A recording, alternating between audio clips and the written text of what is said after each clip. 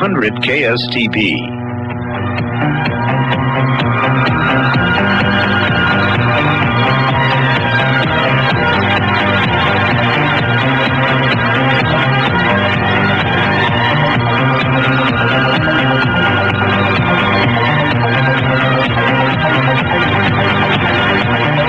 From the high desert and the great American Southwest, I bid you all good evening or good morning, as the case may be, across this great land of ours.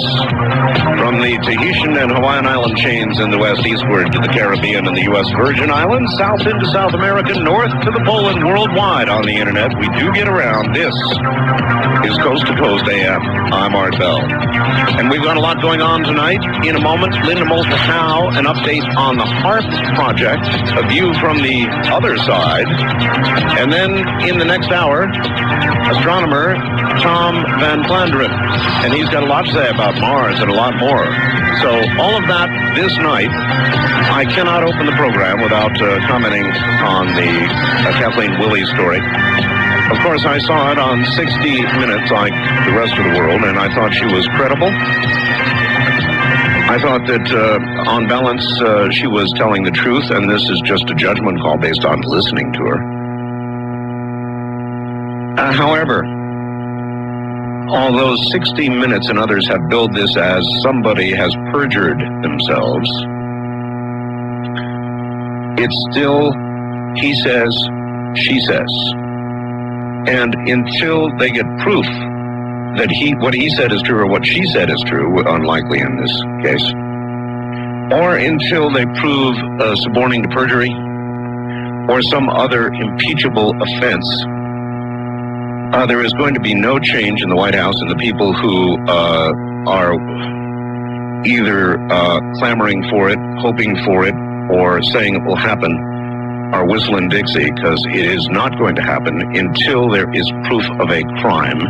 And then there will be a resignation, not a moment before. That's my take on it. That's actually as much as I have to say about it. McKinney has been reduced in rank. He'll leave the Army as a master sergeant and will likely have his retirement benefits cut. But he has been reprimanded and demoted, and that's all that will occur. As a matter of fact, all the charges by all the women were dismissed. He was not guilty. And so the one thing they got him on was obstruction of justice in a phone call. So there you have that. And as I said, in a moment, we're going to get to Linda Moulton Howe and follow that with Dr. Tom Van Flandern. I think you're going to find that really riveting. And I'll give you a kind of a rundown on the rest of the week as I can. If you have the opportunity, go and grab a piece of paper and pencil. Linda Moulton Howe is going to be making some appearances in the next week or so in Florida and then Alabama. So you might want to get a paper and pencil ready before the hour is out. We will tell you where and so forth and so on, who to call, that kind of thing. Anyway, here she comes from Philadelphia, Pennsylvania, our science reporter, our environmental reporter, our investigator of crop circles, animal mutilations, things of high strangeness, indeed, winner of several awards for her documentaries. From Philadelphia, Pennsylvania, here's Linda Moulton Howe. Linda, hi. Hi, Art. Well, this past week, the Centers for Disease Control and Prevention held the 1998 International Conference on Emerging Infectious Diseases in Atlanta. The main subject was how bacteria and viruses are spreading in unexpected ways now because of so much world travel. One case summed up the problem. Last year, an airliner took off from Argentina and stopped in Lima, Peru to pick up meals for the flight back to the United States. Those meals were contaminated with cholera. The 80 passengers got off in Los Angeles and boarded other planes to go home. Consequently, those people became ill with cholera all over the country, creating the largest number of cholera cases at one time in the U.S. since the 1970s. CDC's Associate Director, Stephen Ostroff, confirmed that infectious disease is now the number 3 killer in the United States after cancer and heart disease. He told the media, quote, Partly it's because of the globalization of disease. By airplane, no place on Earth now is much more than 36 hours away from anywhere else. People are simply more mobile across borders, time zones, and environments than ever before. What worries me, Linda, is not only the natural possibilities, but the unnatural ones. A lot of people worry about subways and so forth for biological agents. I worry about airports. Yes. Yeah, well, and you and I both have experienced more than once getting on an airplane inside of that circulated confined air, and you get off the plane and 2 days later you're sick. I remember telling you just prior to your last trip to Tokyo, right. Linda, when you get to Tokyo, you are going to get sick. That's right. And it was so bad you couldn't even talk. That's right. I completely lost my voice, yes. And for all of us, we should be going through life a little more offensively now and finding something, I guess, to breathe on the planes like Michael Jackson has put over his mouth.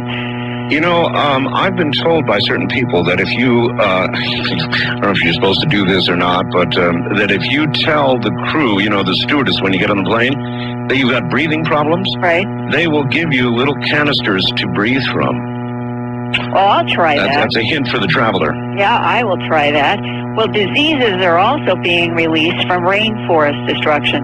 And last week, a leader of Brazil's primitive Yanomami Indians pleaded for help to put out huge fires that have devastated the Amazonian region where the Indians live. For the last 2 months, 1.24 million acres have burned up from fires set by farmers clearing land for crops. How many acres? 1.24 million. God. In 2 months. The Yanomami have enough serious problems of their own right now. Oh, at every level, from disease to every issue of survival, and the situation is out of control now because of the drought in Brazil caused by El Nino. This is the worst drought ever seen in the region. For 5 months, there has been no rain at all. And now, even more humid rainforests are being consumed by smoke and fire. It is really, truly a tragedy that the entire planet should be concerned about. And as the world rapidly changes into the 21st century global economy and new dangers and concerns emerge about our environment, tonight I would like to help lessen fear about one issue, Project HARP, the High-Frequency Active Auroral Research Program in Alaska. The idea for HARP, according to the program's manager, John Heckscher, started back in 1990 after the collapse of the Soviet Union. The United States government had purchased land in Gakona, Alaska, about 200 miles northeast of Anchorage, to build an over-the-horizon radar installation as part of our Cold War defense system. When the Cold War ended, so did funding for the radar site. But ionospheric physicists talked to congressmen about their need to study the Arctic ionosphere, a region charged with the plasmas of auroras and electrical disturbances. As more satellites have been put into orbit around the Earth, ionospheric disturbances, now known as space weather, are increasingly important to understand. If there is turbulence in the ionosphere, it can affect satellite communications for television, radio, shortwave, and the military. So a congressional initiative was approved in 1990 to allocate money for ionospheric research on the abandoned over-the-horizon radar site at Gakona. Congress also asked the United States Air Force and Navy to manage HARP, but it was never an official Defense Department fully formally authorized and funded program. Since then, there has been growing public confusion and controversy the past few years about what happens when HARP is turned on, which has happened only 2 or 3 times a year. The last experiment was in June 1997. I wanted to talk with a scientist considered to be an expert in ionospheric physics who has no vested political interest in HARP or the military. I located Cornell University professor of electrical engineering, Michael Kelly, who also has a PhD in physics from UC Berkeley.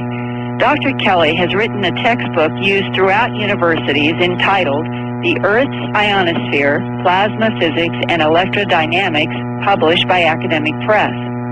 Professor Kelly was at the HARP facility in Gakona, Alaska for some of the early experiments. He said HARP's radio frequencies are from 600 kilohertz to 1.7 megahertz, radio frequencies just above the AM radio band and not microwaves as some misinformed media reports said in years past. Professor Kelly is now working on another ionospheric experiment at Cornell's research facility in Arecibo, Puerto Rico, where he talked with me by phone a few days ago. I asked Professor Kelly, if HAARP is transmitting only high-frequency radio waves, as television, radio, and shortwaves do, then why have some people been concerned that putting energy into the ionosphere could cause damage to the environment or be used for weather and mind control? Here is Cornell University's Professor Michael Kelly. If you go to Alaska any night of the year and lay on your back and look up at the sky, you see an aurora basically horizon to horizon, even on the quietest night. And in the more typical night, you have aurora, again, horizon to horizon, and also maybe 200-300 kilometers north and south. So when you look at that and figure out how many square kilometers, talking about 200,000 square kilometers that you can just see with your own eyes. And every bit of that is getting more energy put in by natural phenomena than is put in a small spot in the sky by HAARP. So in terms of energy issues, it's absolutely a non-issue. So that's point number one. Point number two is the effects go away. There's no long-lasting effect. There's more long-lasting effect of the aurora on the atmosphere by far, orders and orders of magnitude than this radio signal. Third, it's the radio signal. The Voice of America puts out, in fact, doesn't transmit up, it transmits it horizontally, puts out megawatts of power. It's a radio transmitter. End of story. That's not some mysterious doomsday machine. It's a radio transmitter. It's, if you go to your radio station, in fact, the nearby radio station in Gacona, there's a high-power Christian radio station that has, very large field strengths in the parking lot of the high school, higher than the field strengths we measured on the road going by the HAARP facility. The same phenomenon. It's electromagnetic radiation from a radio transmitter. There is no credible evidence that the aurora affects the weather. Now, the aurora is much more widespread a phenomenon than the small amount of heating of electrons that goes on with this transmitter. And there's no, as I said, there's no credible evidence that the aurora itself has any effect on the weather. So, ruling out affecting the weather on the surface of the Earth is just absolutely, completely off the wall. Nonsense when it comes to the energy that HAARP is putting at its high-frequency radio signals in the ionosphere. Correct. And could you possibly describe for the listener what actually is happening from the time that the radio transmitter in Gacona is turned on and aimed at some altitude in the ionosphere? What is happening? Okay, just like any other radio signal beamed upwards, if the radio signal is below the maximum so-called plasma frequency in the ionosphere, the signal will reflect.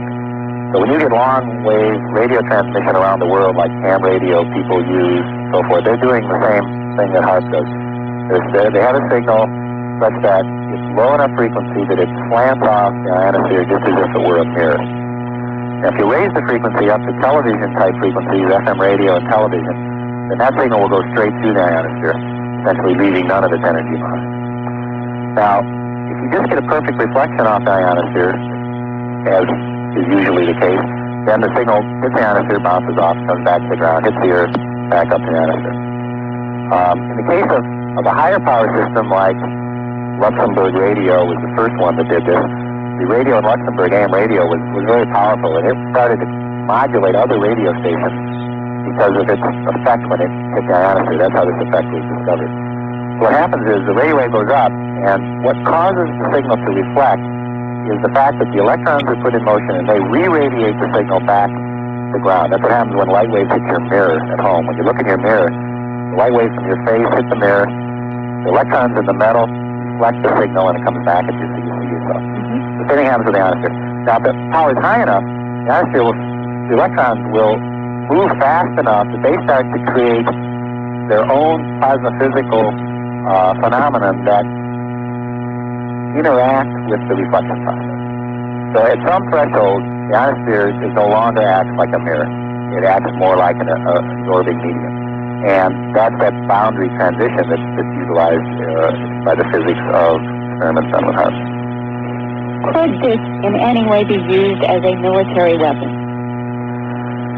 No, the military interest, as far as I understand, I don't have security clearance, but as far as I know, is primarily for communication. The idea of this modulation of ELF waves to create signals to submarines is a credible and probably justifiable military interest in HAARP-type science. As you may know, even today, I think there's ELF radio transmitters in the Upper Peninsula of Michigan and Wisconsin. This was a big thing in the 70s and 80s. In fact, some of the movies you've seen, they talk about getting the ELF signal. I think Crimson Tide, there was a little blurb on the ELF, as they called it. That's one of the research interests of HAARP, is to be able to do away with ground-based transmitters, which, to be honest, if there was any effect, it'd be much more of an effect if you lived near a ground-based transmitter than if your transmitter is sitting up in the ionosphere, where it's more efficiently coupled to the Earth ionosphere waveguide, and you don't have ground-based transmitters. So the idea here is to use the already existing current system in the ionosphere and just modulate that at these ELF frequencies. And then the ELF frequencies can penetrate the Earth and the ocean. Correct. And communicate a signal to the sub. Correct. There's also an interest in prospecting and location of underground things like Saddam Hussein's bunkers and things like that. So you can not only penetrate the ocean, but you can penetrate the ground. So there's few physicists who use naturally occurring and therefore uncontrollable ELF and VLF signals to do underground prospecting. So you could take HAARP and modulate in the ionosphere to extreme low frequencies to look for, as it says in the Senate authorization bill, to look for underground tunnels, shelters, and structures. Yep. And could we, at this point, be so refined with HAARP that we could locate all of the underground structures in Iraq that Saddam Hussein has? Well, we had I think at this point the simple answer is no, but that's why it's called a research project. In principle, I think it is possible, and people have been looking for underground tunnels. People know, for example, where old gold mines and iron mines are in Alaska, and they've been saying, could we find this? And I've seen some pretty convincing evidence that yeah, you could find a hole in the ground by looking at see what happens is when the waves come down, they penetrate the Earth, and they themselves get reflected. And if there's no change in conductivity of the ground, then you just get a kind of a mundane pattern. But if there's a hole in the ground, or if there's some conducting material, then you get a change. It's like basically a metal detector. It's almost totally analogous to when you walk through the metal detector at the airport. All right, we're going to have to hold it right there. I'm Art Bell, and from the high desert, this is Coast to Coast AM.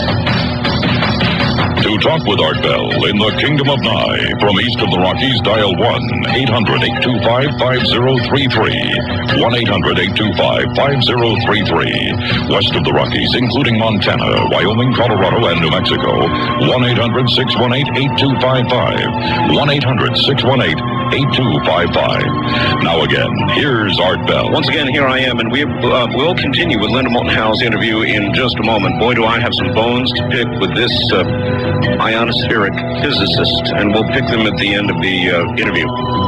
Philadelphia, to continue the interview, here is Linda Moulton Howe. Linda? Thanks, Art. Professor Kelly is explaining how extreme low frequencies can be used to look for underground tunnels, structures, and shelters and metal objects as we continue now. Totally analogous to when you walk through the metal detector at the airport, the change of the magnetic field is sensed because you have some metal on your body. It's changed and then detected by the instrument. So that's almost a perfect analogy to HAARP. And hasn't the concern been by the political activists in Alaska that if you can modulate the ionosphere to an extreme low frequency signal and it beams back down to submarines, that signal might in some way affect human minds? Oh, this is just so ridiculous. The signal levels are very small. Signals that are generated by this very complicated process are almost undetectable by great instruments, let alone affecting the human mind. There just is no credibility to the notion that there's some attempt at mind control using these extremely low signals. If you were going to do that, you'd be much better off just to build a transmitter out of wires and put it in the ground somewhere. You'd have a much bigger signal that you could deal with.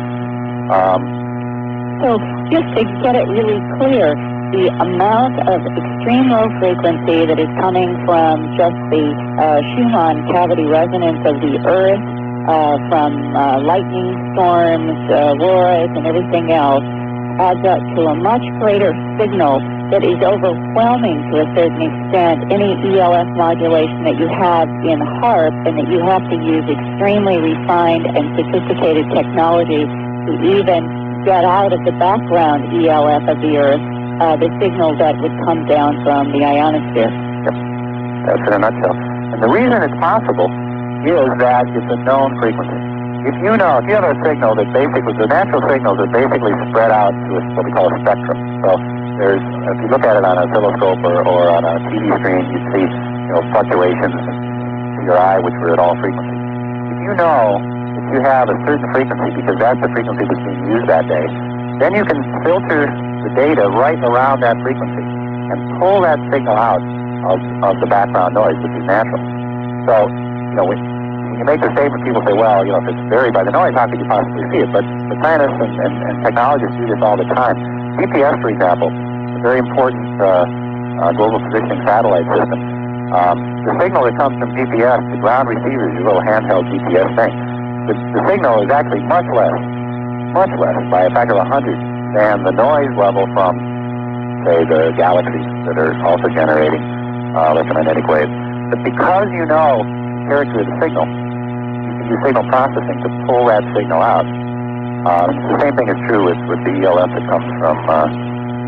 It's a tough thing to detect, let alone use to try to control someone's behavior. One thing I do want to mention, which sometimes comes up and I'd like to clarify, people ask me, it's a legitimate question, are we, by affecting the ionosphere, are we creating ourselves some sort of health hazard, much as the ozone problem with fluorocarbons? Right. And that's a great question. It's definitely worth answering. And here's the answer. What protects the Earth is the Earth's atmosphere, supposedly. The very existence of the ionosphere is an indication that the harmful rays from the sun have been absorbed. So the ionosphere is a byproduct of the shielding process. So you could remove the ionosphere tomorrow, and it would not affect life on the Earth because the atmosphere, which you did not remove, is there, and it would just form another ionosphere. And by removing the ionosphere, you mean the stripped electrons from the solar-wind interaction with the upper atmosphere that is creating this plasma. Yeah, and it's not just the solar wind. In fact, a few minutes earlier I was worried that when the sunlight itself hits the atmosphere is when the ionosphere is formed. Okay. So it's the sunlight shining on the day side of the Earth that creates this plasma starting from 70 kilometers up to 2,000. Then farther out, you have solar wind interactions that can affect this magnetosphere and so forth. So by and large, the ionosphere is created by the absorption of harmful radiation from the sun, like X-rays and extreme ultraviolet. So that's our first line of defense from the sun's higher energy electromagnetic radiation is the upper atmosphere. And the ionosphere is a byproduct of that. When you absorb that energy, you strip some electrons and form the ionosphere. Now, if you make, people say, well, what happens if you make a hole in the ionosphere? As you can sort of do with these transmitters, you can sort of make a region in which you have a lower electron density. Is that letting in harmful radiation? The fact is, it's not, because the atmosphere is not affected. It can only affect the electron. And the atmosphere is still there. So if, of course, we usually do this at night, but if it was the daytime, we just immediately ionize again and therefore continue to protect the Earth. So there's no, it's a very good question, but the answer is that there is no, the ionosphere itself does not shield the Earth from the X-rays, it's the atmosphere, and we're not affecting it. Is there any question about any unknown result or effect that could be set in motion by focusing bursts of high-frequency radio waves in the ionosphere? I don't have any idea of how that could create any problems. I really don't. The power densities, as I said, even with the full HARP, are comparable to your run-of-the-mill aurora. And aurora is a beautiful phenomenon, and you know, it's, like I said, wall-to-wall light, beautifully structured and so forth. And there is no known effect of the aurora on the dense lower atmosphere. I also talked with HARP program manager John Heckscher. He is an electrical engineer at the Air Force Research Laboratory, formerly known as the Phillips Lab at Hanscom Air Force Base in Massachusetts. He said that Congress has funded HARP only in bits and pieces of pork barrel money known as plus-up, ranging annually from $2 million to $11 million. Each year, he's uncertain what funding he will have to keep building the phased array antennas and transmitters, or what experiments can be paid for, although they have done one ELF underground test. Project HARP manager John Heckscher. Well, as I say, it's only a quarter built, and we've been working on it 10 years. See, the way the money comes, it's very, we don't ever know how much money we're going to get. Each year? That's correct. In fact, I don't even have 98 money yet, all of it. I've only gotten like a third of it. And who keeps changing and putting in these numbers? Congress. And that's with the unknown as far as you're concerned. Well, we know where it comes from. It comes out of the Senate Appropriations Committee. So but you see, that's everybody votes on that. All senators. I mean, it's not one senator may put it in, but another senator from another state will put something else in. So, that's how politics works. You vote for this, I'll vote for that. And when it's fully constructed, the antenna will cover about 10 acres. And when do you think it'll be done? At the rate we're being funded by Congress, I will have retired. Well, if it is one quarter done after 10 years, then you're talking about 40 years. That's right. Okay, well then going back to June of 1997 and before, how were you doing research toward this goal of being able to find underground tunnel structures and shelters? You put the ELF modulation on the radio waves that you're sending up, and the ionosphere essentially demodulates that and re-radiates the modulation frequency, not the HS, but the modulation frequency, which in this case was ELF. Okay, now we have a very, very, very, very weak ELF signal. But we have the advantage that we know when it was generated. So we can use a very sophisticated receiver on the ground called a correlation receiver. And what it does, it integrates the noise out and builds the signal up. so we can see that we have a signal, even though it's very, very, very weak. Mm-hmm. Those are the types of signals that we used to look for underground anomalies. And what we did was we looked to see if we could image a mine shaft in Alaska. We make measurements all over the surface above the mine, and take the data and invert it, and we can, if we're lucky, get an image of that mine. And we were able to do that. One Anchorage, Alaska resident who has spearheaded citizen concerns about HAARPs having potentially dangerous military applications is Nick Begich, past president of the Alaska Federation of Teachers. Mr. Begich wrote and published the book, Angels Don't Play This HAARP. I shared the comments of Professor Kelly and John Heckscher with him and suggested that HAARP might not be such a concern if it's only 25% constructed and operates transmitters 2 or 3 times a year. Nick Begich. I would say that, at this point, the fact that it's not fully powered is, is certainly a relief. I mean, in the sense that what could possibly happen with a bigger system. But I don't think it takes us out of the woods. The only difference between this and other projects like this is it's discovered at its infancy rather than at its termination or at its endpoint. We would agree that the defense applications, as we've articulated them, if they can be done safely, are certainly the kinds of applications that we would like to see in our defense arsenal. But what we would not like to see is undue risk, the kind of undue risk that the military is famous for now, for the other programs that they've developed. And I would also agree that the Cold War is over and that maybe the need for developing sophisticated weapons technologies are not there. If it's to protect satellites, although some have raised the possibility that these could in fact damage satellites. In fact, the military talks about the use of these systems for anti-satellite applications. So again, the question of are we enhancing the situation or are we harming it? And we think that deserves a lot broader scope than what the military offers in this program.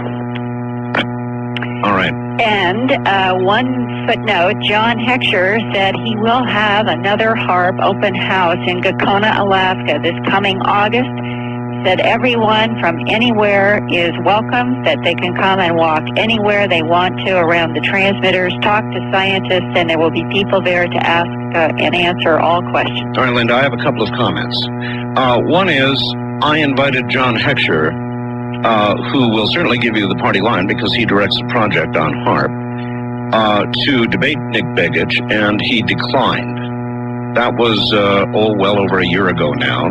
And I had quite a long talk with him, and he did not want to have to answer questions.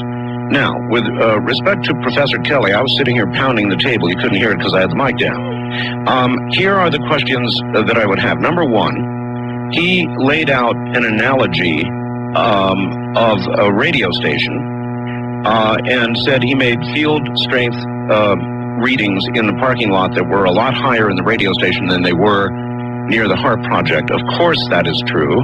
A radio station radiates horizontal energy to be heard by the local community. It intends to radiate in that direction. HAARP, on the other hand, Linda, radiates straight up. Moreover, and much more importantly, and this is something you need, or I need to ask him about, one of us does, the HAARP antenna array is designed to do the exact opposite of what normal antenna arrays are, even ones that radiate to the ionosphere.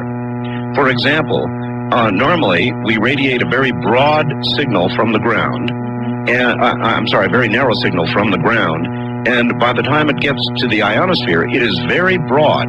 In the case of HAARP, the antenna array is the exact opposite. It is designed to have a very broad signal from the ground, from the array itself, that's why they put it over a big a piece of geography, and then end up as a pinpoint of energy at the ionosphere.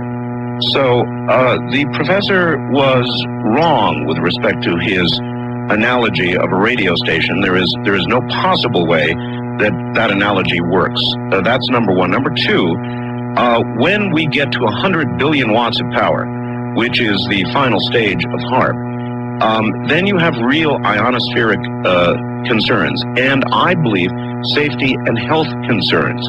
Now, I understand that they're modulating a small amount of ELF, but they're modulating that to get to an underground tunnel or bunker right through us. And we have reaction to ELF. There's no question about it. Now, those are my comments, and I think they deserve answers from the professor. His analogy just was not technically accurate. Well, fortunately, as John Heckscher pointed out, the funding and the construction is going slowly, and that tonight I talked with Nick Begich, and he would like to see some sort of an open forum organized there, perhaps in association with this August open house, in which John Heckscher or somebody who works with him, John Kelly, other scientists, Nick Begich, that they could actually do some sort of a forum, and that we do have the time now when things really are not at any kind of an intense development level to get more answers and pose more questions. And I will get in touch again with Professor Kelly on these issues. All right. I've got an announcement for you, Linda. Let me make that. Linda Moulton-Howe is going to be speaking at the Project Awareness Conference in Pensacola Beach, Florida. That'll be this coming Saturday and Sunday, this coming weekend, March 21 and 22.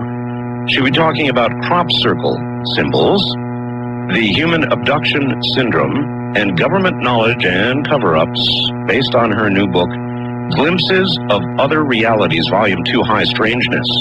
Headed for nationwide bookstores in a couple of weeks, the publisher, Paper Chase Press, now taking advance orders for that book at a toll-free number, 1-800-658-9959. That's a new number, 1-800-658-9959. After the conference on Sunday, Linda will then be in Mobile, Alabama, I guess it is, Mobile, Alabama, at the Books A Million store. That's at 3960 Airport Boulevard at 3 p.m. to share information from her new book and to sign autographs. There's your chance, folks. That's Sunday, March 22nd at the Books A Million in Mobile, Alabama at 3 o'clock in the afternoon at 3960 Airport Boulevard. And we're woefully short on time now, Linda. Well, I sure do look forward to all of our listeners, anyone who can make the conference, the book signing, and I'm glad that we were able to spend this time tonight, Art, on this important HAARP issue. Indeed. And we will see you this coming Sunday on Dreamland, right? That's right. I'll be reporting from Pensacola Gulf Breeze live. And by the way, if anybody would like to send Linda a fax on the HAARP project business that we just got a little contentious about, you can do it at area code 215-491-9842. Right, Linda? Thank you, Art. See you Sunday. Yeah, happy St. Pat's Day. Have a good trip to Florida. Thank you. Bye-bye. All right. When we come back, Professor Tom Van Flandern. I'm Art Bell. This is Coast to Coast AM.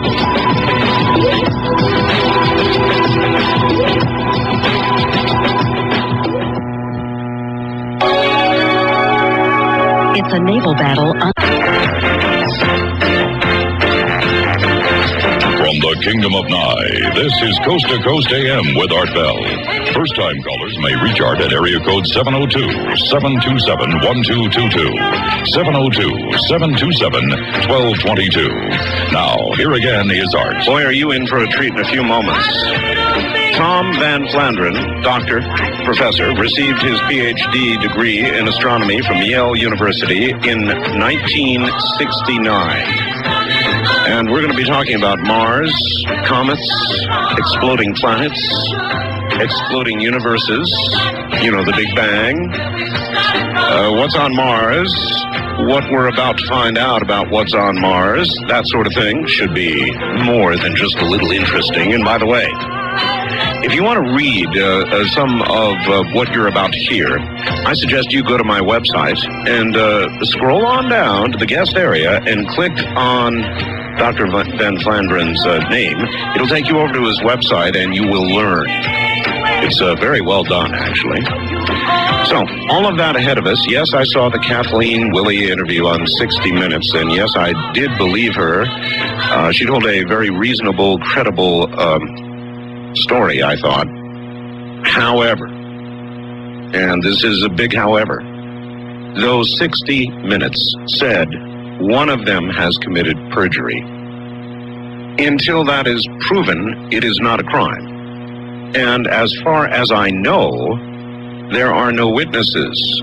So from a practical point of view, it turns into a he said, she said situation. And until something is proven,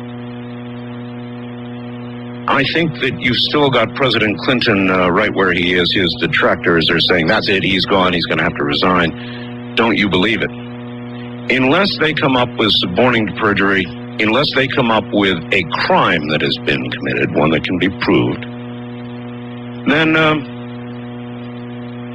he's going to stay right where he is, would be my view. So yes, I did see it. Yes, I did find it credible. No, I don't see that any sort of crime can be drawn from this as yet, one that would pressure a resignation or failing that, support a impeachment. The Sanyo 917, remember the other day we spent I don't know how long with our guest from SETI talking about spread spectrum. It's 10 times more powerful than a normal cordless phone. I'm talking about the 917, Sanyo 917 digital spread spectrum cordless phone. There simply is not a better phone on the face of the earth today. It's $179.95. Now, I'll tell you what, Seacrane Company is a record so far from the phone to the base of 5.8 miles. This is a cordless phone with perfect audio, and they have managed to go 5.8 miles from the base. Digital encoding of this sort, of course, means nobody can listen to your conversations, not even our favorite government. It's the finest cordless phone made today, period. It's $179.95. We have one other version, just in case you want hands-free operation. It's remarkable. The Seacrane Company has converted the phone so you plug a little headset into it, and the headset has a mic, and you don't even have to use your hands. You just plug it in, and then clip the phone onto your belt or whatever. And you can walk around talking on the phone using both your hands for whatever else you want to use them for. That's up to you. That's a very special phone for people with special needs. $349.95. The number to call at 7:30 in the morning for either one or both of these versions would be 1-800-522-8863. If you demand the best, here it is, 1-800-522-8863. The Seacrane Company. As 00. Tell them you want the ignition system Art Bell has on his Hot Rod Metro. It's like a heart transplant for your car.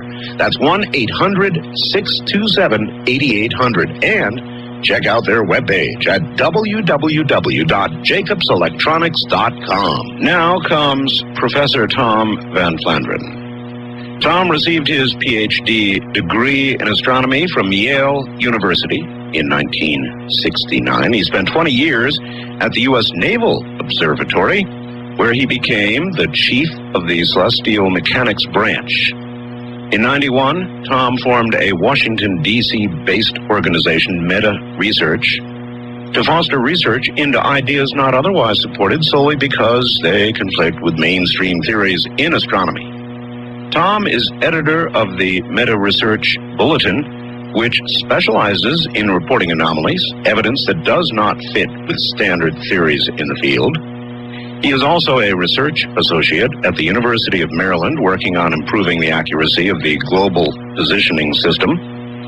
North Atlantic Books is the publisher of his 1993 book, Dark Matter, Missing Planets, and New Comets. And it all fits together, believe me. As with his research papers, the book is critical of many standard models in astronomy, such as the Oort cloud, the dirty snowball, and Big Bang theories. Tom just returned from an expedition for 100 people to the Galapagos Islands for viewing the February 26th total solar eclipse. During his career as a professional research astronomer, Tom has been honored by a prize from the Gravity Research Foundation, served on the Council of American Astronomical Society's Division on Dynamic Astronomy, taught astronomy at the University of South Florida and the Navy Department, and to a Navy Department employee group, has been consultant to NASA's Jet Propulsion Lab, has done several spots for the Project Universe series that continues to air occasionally on public television. Here he is, Dr. Van Flandern. Doctor, welcome to the program. Oh, thank you very much, Art. It's a pleasure to be here. Boy, am I glad to have you here. There's been a lot of news about you floating around the scientific community for some time now with regard to Mars. And I guess I'll begin with that. Linda Moulton Howe interviewed Dr. Malin with regard to the imaging of Mars by the mission that we have there now. So I wonder if you can catch us up. Let's begin with what the mission is, what you know about the current status of the mission, and we'll go from there.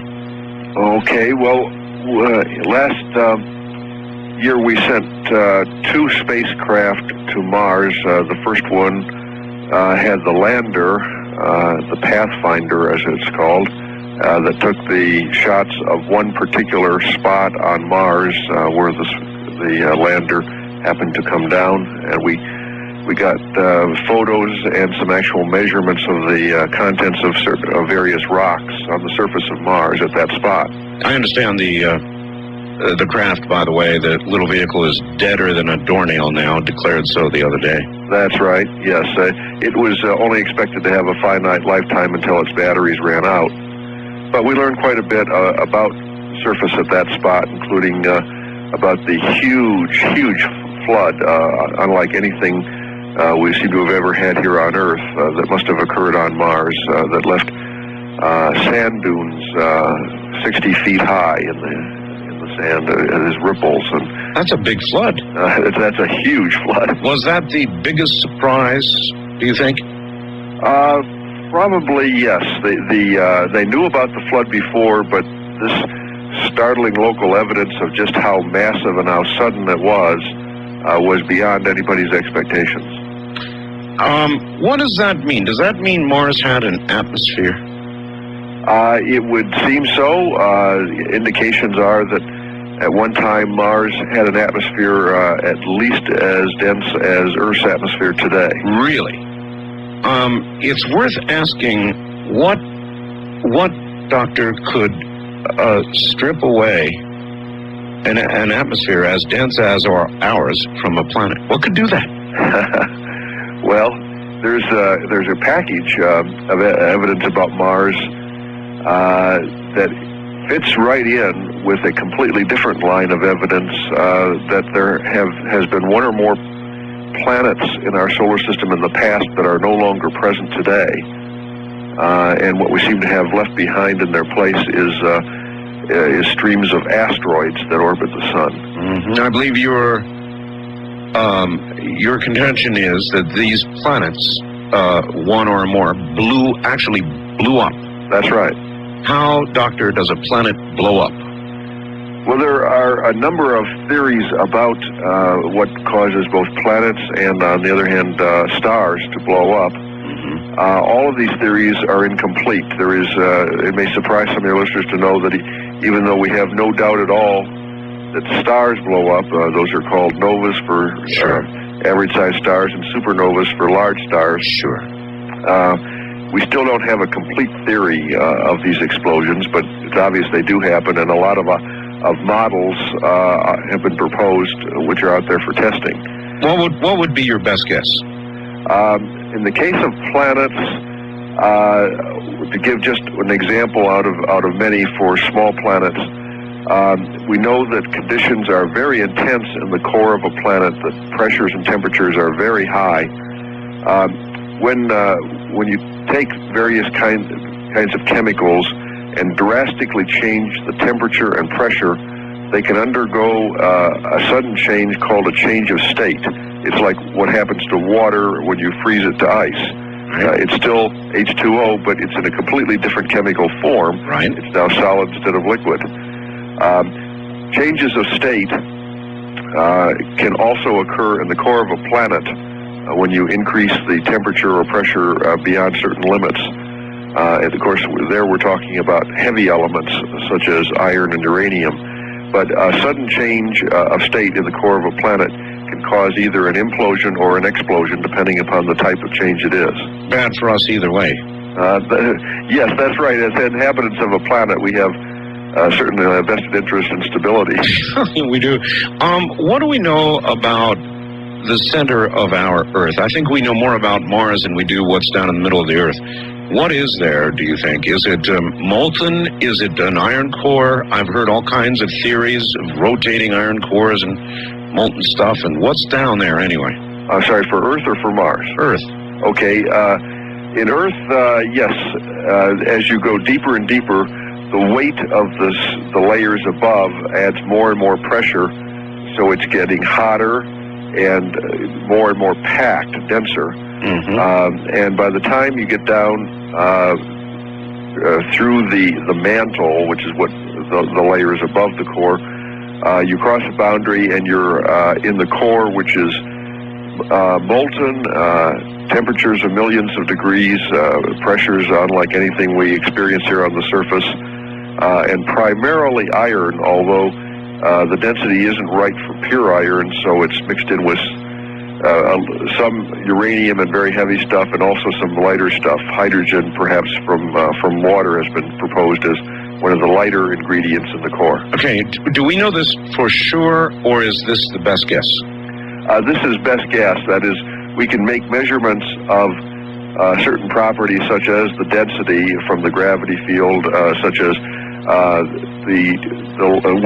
how deep the transition is from the mantle to the core, through seismic waves from earthquakes that pass right through the Earth. Mm-hmm. We can make all kinds of measurements, but then from those measurements, we're just making our best guess of what the chemical composition is and what the conditions are like down there. All right, let us presume, for the sake of the conversation, that is exactly the case. What kind of change of state could occur, and what could cause such a change of state that would so destabilize a planet that it would implode or explode? Well, planets...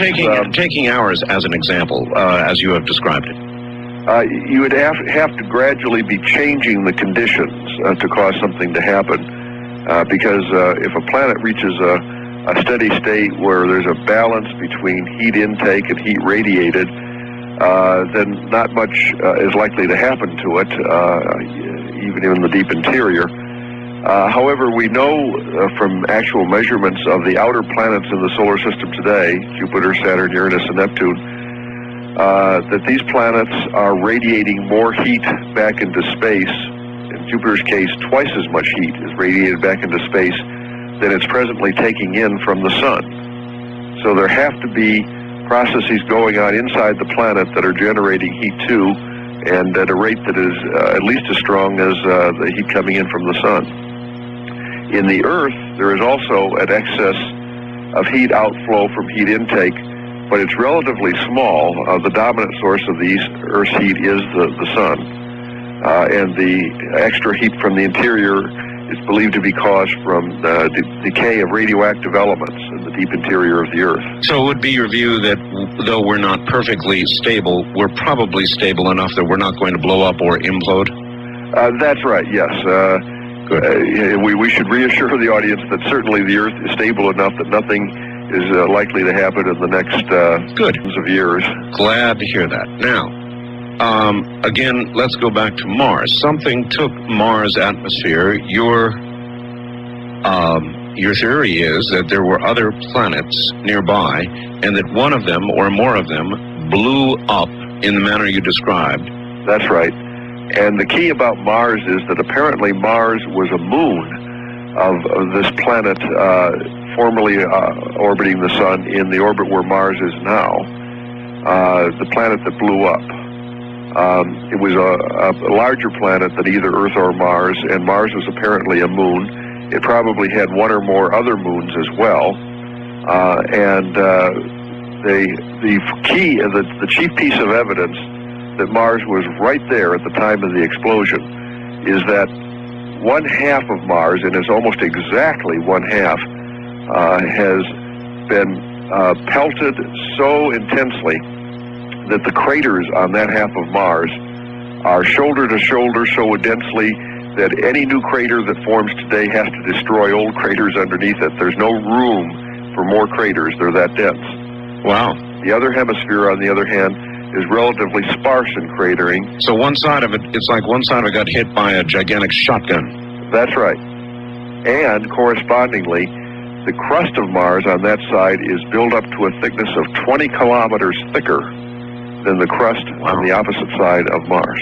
I believe you also think that this exploding planet accounts for the majority of comets that we see that return to this area, the scene of the crime, so to speak, again and again and again, as well as asteroids, which are big chunks of rock and come back again and again and again. Is that correct? Yes, that is correct. Reconstructing the history of the solar system as best we can from evidence from comets, from asteroids, and from meteorites, the bits of asteroids and comets that land here on Earth, where we can actually take them in the laboratory and measure them. Reconstructing this and also using the geological record and rock samples from the moon that astronauts have brought back, we've been able to put together a chronology, and it kind of looks as though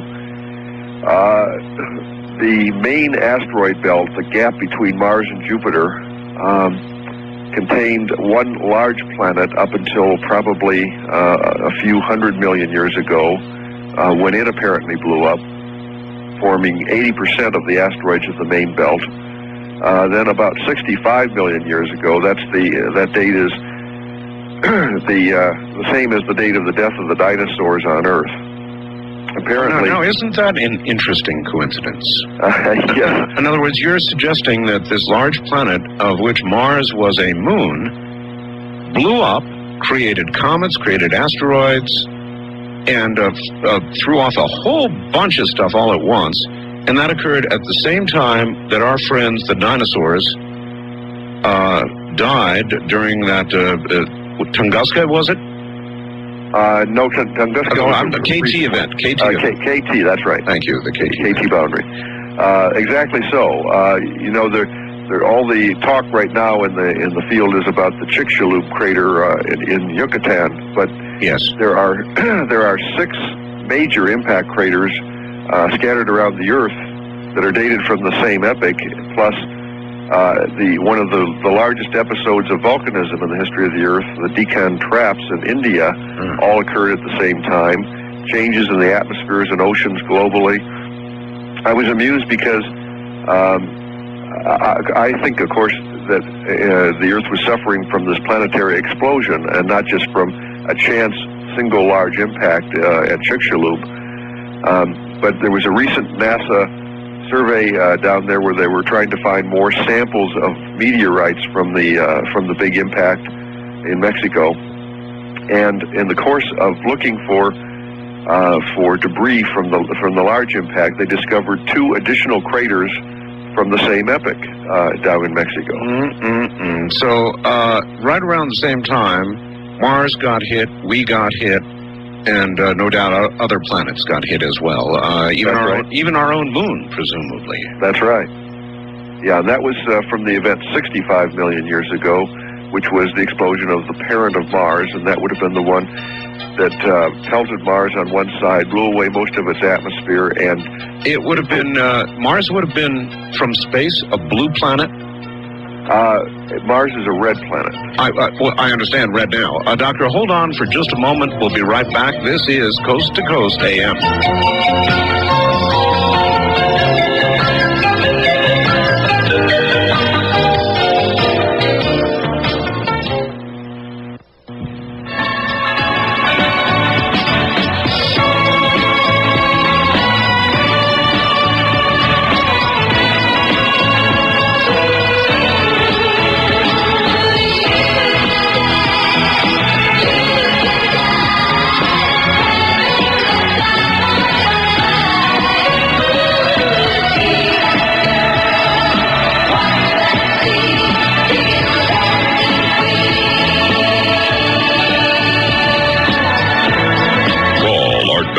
the Kingdom of Nye on the wild card line at area code 702-727-1295. That's area code 702-727-1295. This is Coast to Coast AM with Art Bell.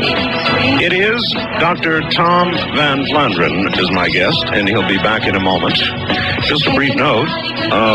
Art, greetings from Fairbanks, Alaska. The solar wind or something must be howling up there. We're being treated to one of the best displays of the Northern Lights aurora I've ever seen. That would be in my 22 years in Alaska. Sorry to be missing it. Somebody get out there with a camera and send me a photo. Van Flandern. And Doctor, when I said, was Mars blue, back when it had water, apparently a lot of water, and lots of atmosphere, surely at least in portions of the planet where there was lots of oxygen and lots of water, it wouldn't have been all red. Yes, I see the picture you're painting there. However, that also wouldn't produce a massive flood on this scale either, and probably the evidence tells us that Mars couldn't have had stable oceans for very long geologically. Rather than have oceans of its own at all, I think it's more likely that the water that produced these floods was itself the result of one of these explosions, actually a later one than the one we were just talking about. Mm-hmm. But it did at one time have an atmosphere. Do we have any idea what it would have been composed of primarily? Well, the present atmosphere, the main ingredient is carbon dioxide, and that may be a leftover residue of the original atmosphere, so carbon dioxide may have been the principal ingredient there. Mm-hmm. Well, it's interesting to consider what could destroy a planet's atmosphere. Now, obviously, your theory is, I guess, that this planet exploded, thundering Mars, which was very close, with all of this material, and I suppose just blowing the atmosphere away. Is that? That's right, yes. And really? And producing a sudden tilt of the pole of Mars as well. Mm-hmm. I know this is a very contentious issue with your colleagues. Are you beginning to get some support for this theory? I mean, as they look at the fact that, all these dirty snowballs keep returning, these comets and these rocks keep returning, it must mean that they were once in the area in some other form, and so that seems like pretty good science. What do other astronomers say when confronted with your idea? Yes, well, there are a lot of specific questions that arise. There is no one objection to the idea that has persisted over the years. Each objection that has been raised has been answered, and as a result, papers on the subject have passed peer review and are in the technical literature, even though they always get a lot of criticism in the review process. Mm-hmm. Very interesting. Now, would it be possible that something could collide with our Earth that would have the same rough effect on our atmosphere as whatever hit Mars had on that atmosphere?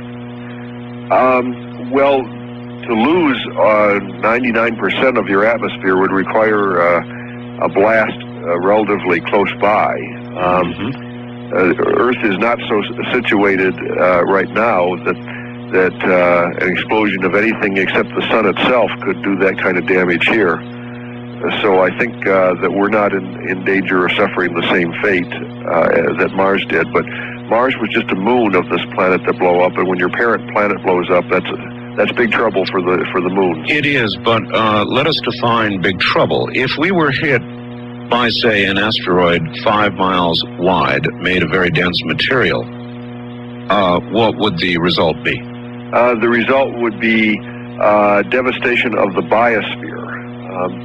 There would be, of course, a huge impact crater in one locale, such as the Chicxulub crater that we mentioned in the Yucatan. And that would send a lot of dust and debris up into the atmosphere, and there would be global darkening and nuclear winters, so to speak, for several years, and it would kill a lot of vegetation, a lot of life, both on land and in the oceans.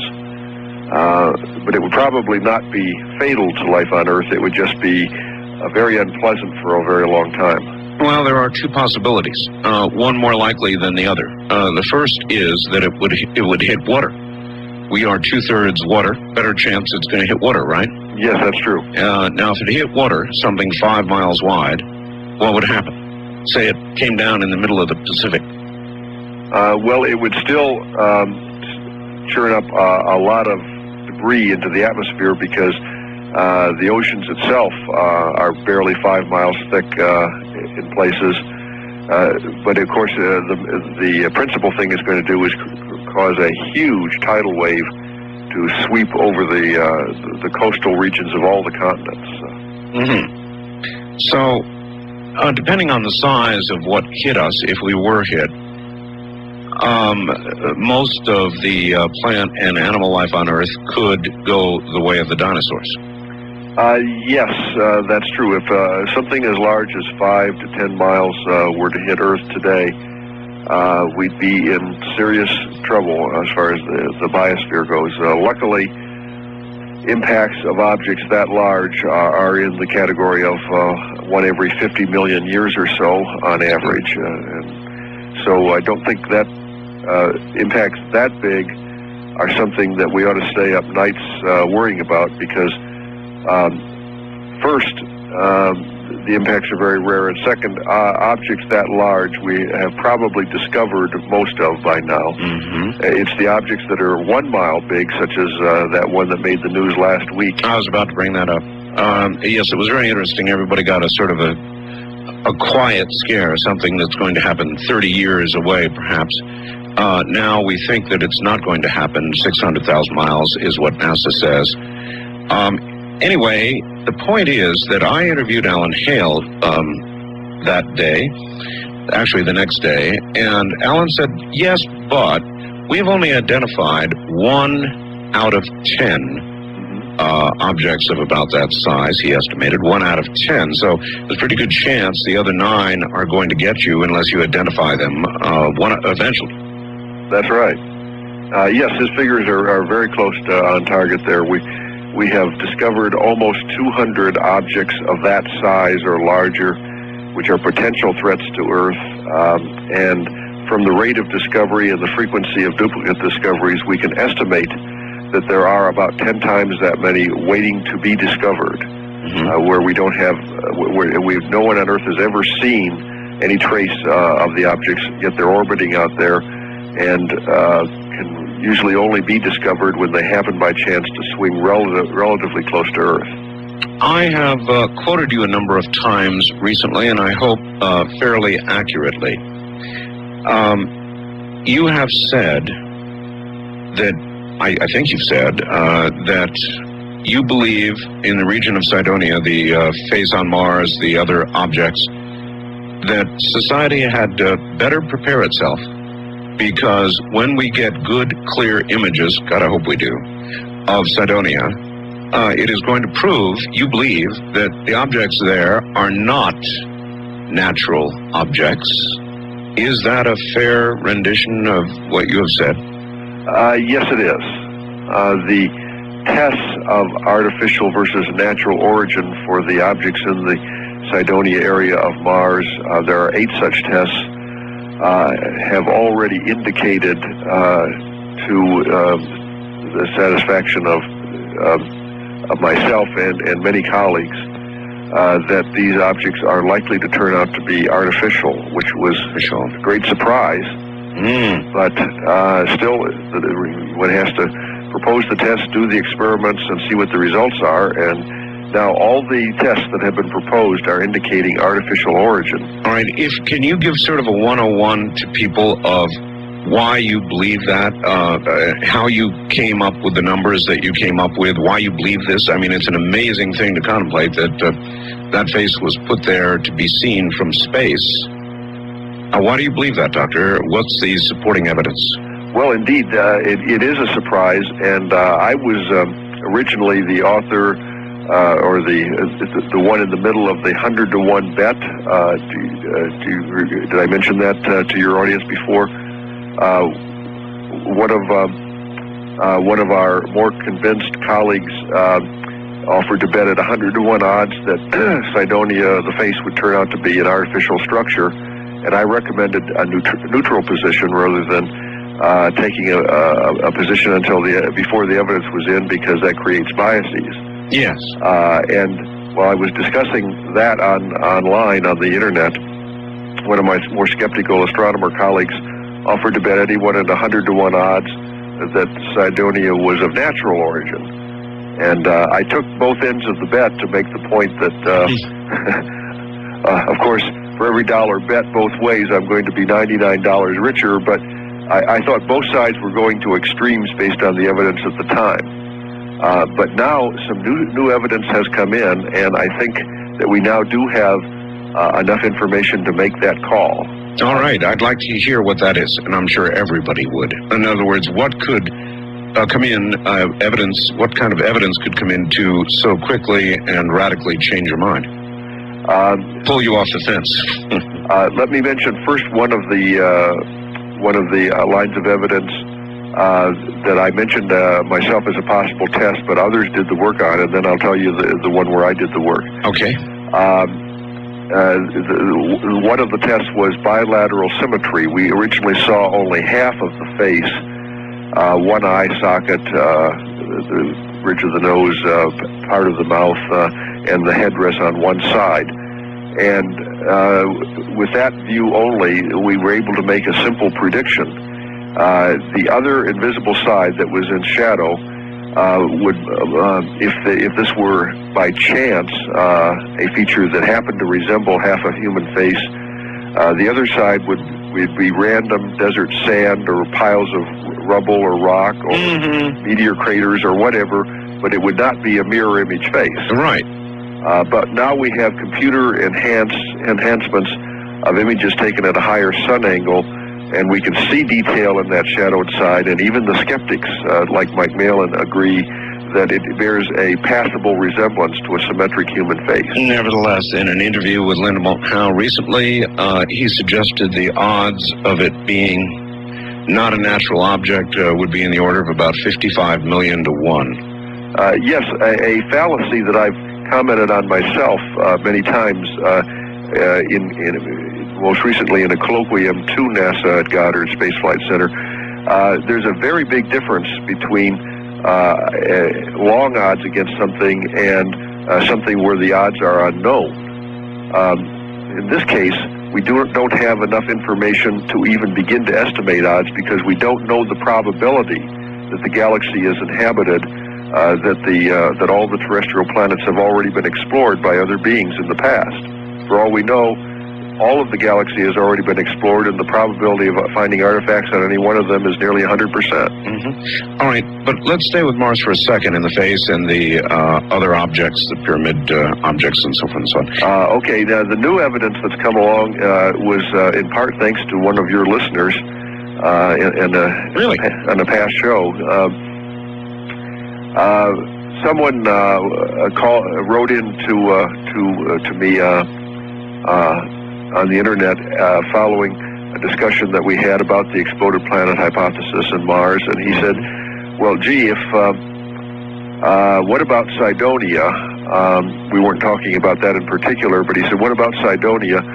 Maybe the exploded planet is what did in the builders of those objects if they were built. And he said, in that case, the building must have taken place, the building of the objects must have taken place before that big pole shift on Mars, which regular Martian geologists have published in the literature. So in other words, you are now leaning toward the concept that there was a Martian civilization, some sort of intelligence on Mars. It would take that to build that.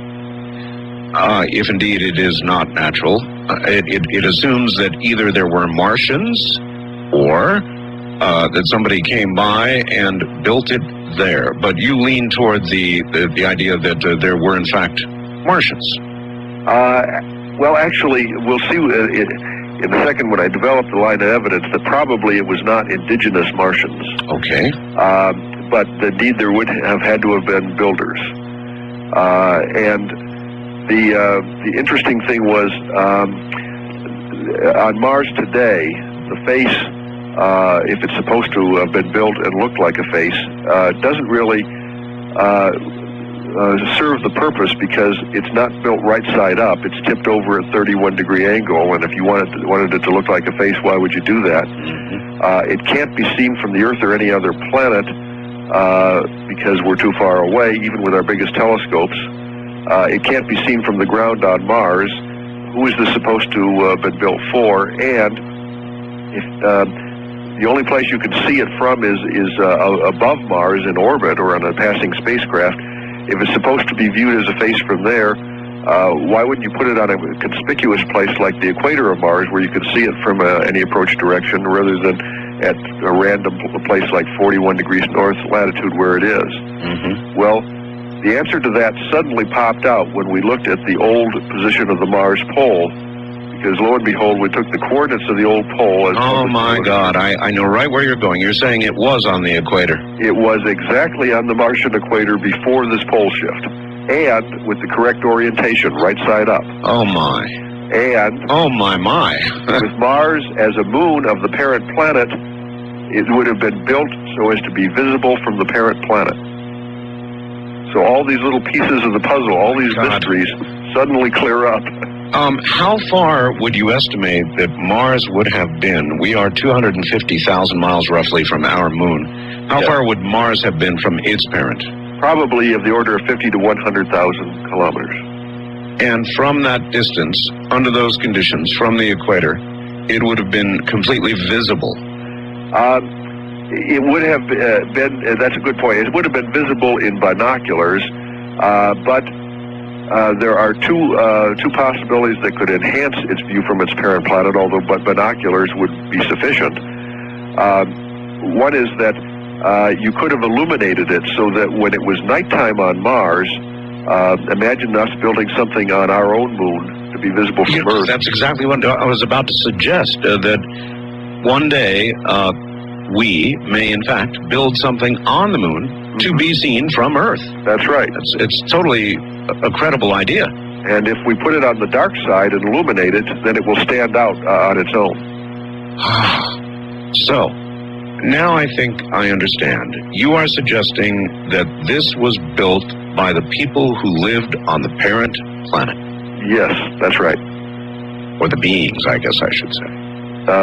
Yes, that's what seems to make most sense. Mars was a moon of that planet, just as our moon orbits the Earth today. Would you imagine that they built that face as a replica of themselves, or possibly as a deity that they would have worshipped? Well, that's an interesting point, because the face looks like a human face rather than an alien face. And one of the interesting lines of conjecture to follow from this, and this is just conjecture now, we're going beyond the realm where the facts can take us. I understand. If it looks like a human face, and coincidentally, we didn't finish the chronology of explosions, but apparently the most recent of these explosions dates from 3.2 million years ago. If that's the one that produced the final pole shift on Mars, then that would mean that possibly the inhabitants of this the inhabitants who built this structure on Mars may have been looking for a new home as recently as 3 million years ago, and that's just the date, as nearly as we can estimate it, for the origin of the hominid species here on Earth. Missing link and all is about 3 million years ago. So this conjectural line of evidence suggests that maybe they are us. Yes, maybe we evolved somewhere else and transferred to this planet. Well, now you've really got some people angry. It does, however, fortunately or unfortunately, it does make sense. It really does make sense. Now, I take it that you have run this by some of your peers, and I wonder what sort of reaction well, I'll tell you what. We're at the top of the hour. This is a lot of information, and I want to be sure I understand it. So when we come back from the break, it's a good long one for you. We will again roll over the evidence, the new evidence that causes Dr. Van Flandern to suggest the world had better get ready for a surprise on Mars. I'm Art Bell, and this is Coast to Coast AM.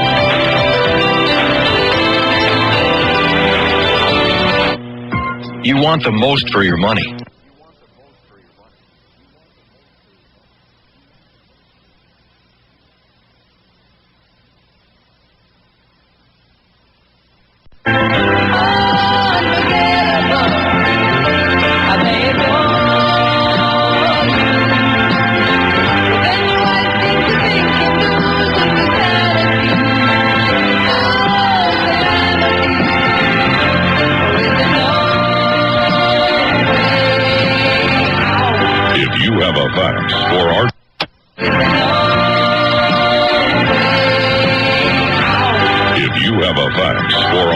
In the Kingdom of Nye. Send it to him at area code 702-727-8499.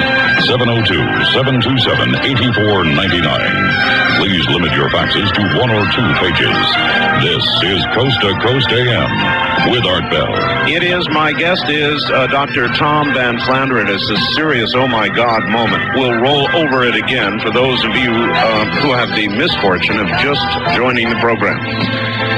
Oh my. Just wait till you hear this. And then we'll move from there. That's 1-800-232-5665. All right, back now to Dr. Van Flandern, and there will be some who just unfortunately joined at this hour in Los Angeles, and I don't want them to miss out. Basically, you contend that there was that Mars was once the moon of a larger planet, which exploded. That when that explosion occurred, it literally devastated Mars, stripped away the atmosphere. Large floods occurred on Mars, and now we observe this face on Mars, which you think was indeed intended to be seen from the mother planet, the one that blew up. And you said that it is at 44 degrees. Why, you said, would anybody put it there? Doesn't make sense. But when you look at the polar shift that occurred, the face would have been straight up. It would have been at the equator, where it would have been seen by the mother planet. And do we know for sure that the polar shift would have been exactly that, Doctor, to shift the face just that way? Yes, we do. That's a result by a Martian geologist, Peter Schultz. He wasn't thinking of anything to do with Cydonia or anything to do with exploding planets. It was just based on a study of Martian surface features. He detected an old location of the geographic pole in the geological past. He wasn't able to tell how long ago this had happened, but that there was a sudden shift in the location of the geographic pole. One of the many mysteries about Mars to the regular planetary geologists that is cleared up greatly when we view Martian history in the light of the exploded planet hypothesis. With that evidence independently gathered and the new photographic evidence or enhanced photographic evidence showing that this face has not one eye but two, has one on the other side, and so forth and so on, then when you begin to calculate the odds that this face is not natural, what do you come up with? Well, the combined odds of all these tests being passed are rather overwhelming. 4 of the 8 tests I mentioned stand on their own 2 feet as statistically significant all by themselves without the help of the others. So even just the location and orientation tests alone by themselves have enough statistical significance to say we ought to be paying attention to the likelihood that an object as interesting as the face was built right on the equator, or appears right on the equator. That's unlikely to happen by chance. But when you look at something like bilateral symmetry, the chances of that happening, remember the shadowed side resembling a mirror human face. Yes. By rights, we should be looking at desert sand or rubble, and not a symmetric human face.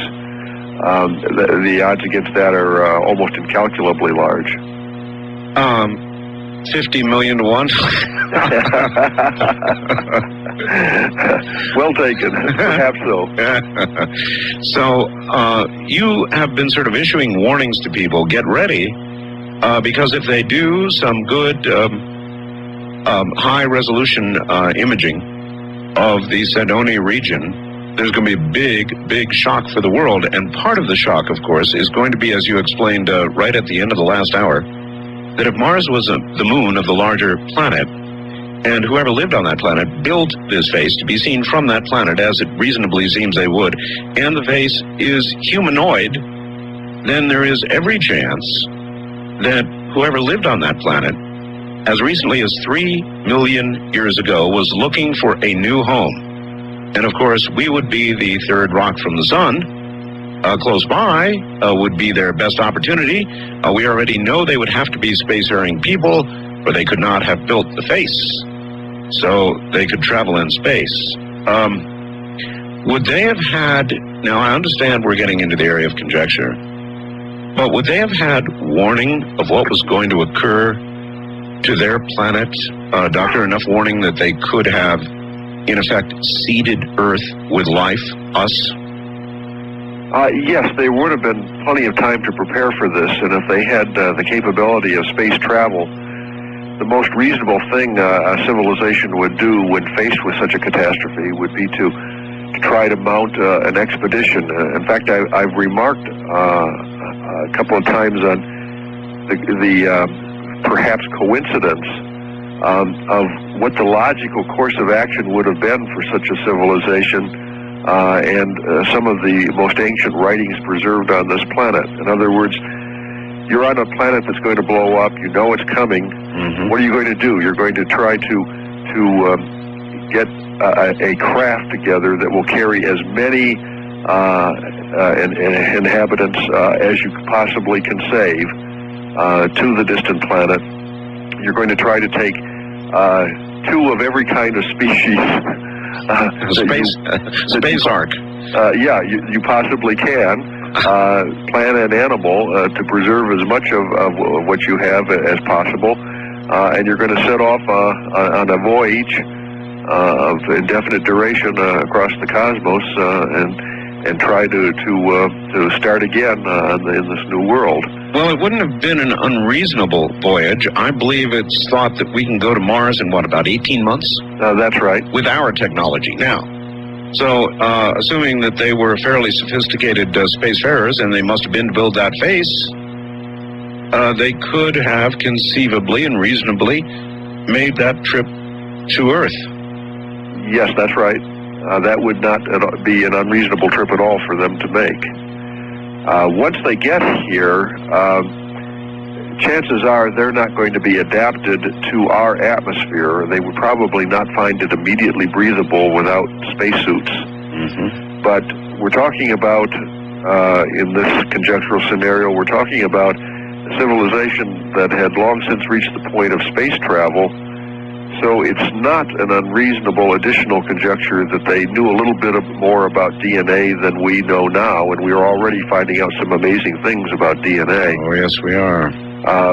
The way they would have dealt with the circumstance that they couldn't breathe our air directly is chances are they would merge their DNA with the most viable native species already here on the planet, the primates, to produce offspring that had their genetic characteristics, but which was adapted to breathing this air and eating the food and resources on this planet. Doctor, have the evolutionists yet conclusively proven their point?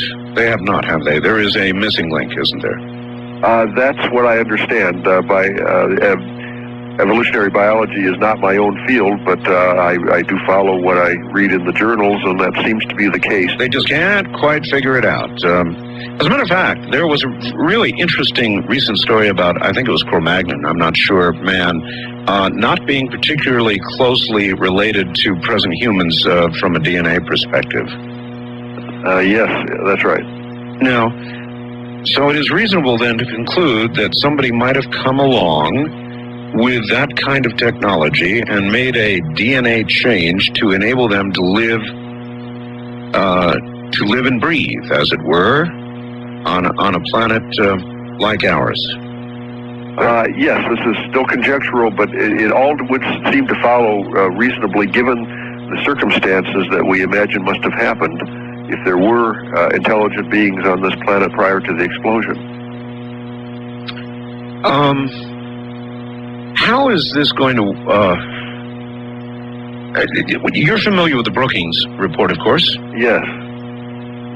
If we get these images and we find out that this is not a natural thing on Mars, then everybody is going to quickly rush to you and to embrace your theory, and it is going to... How do you see that affecting the civilization, our social structures, science, religion? How do you see if one day suddenly the announcement is made? How do you see that affecting us?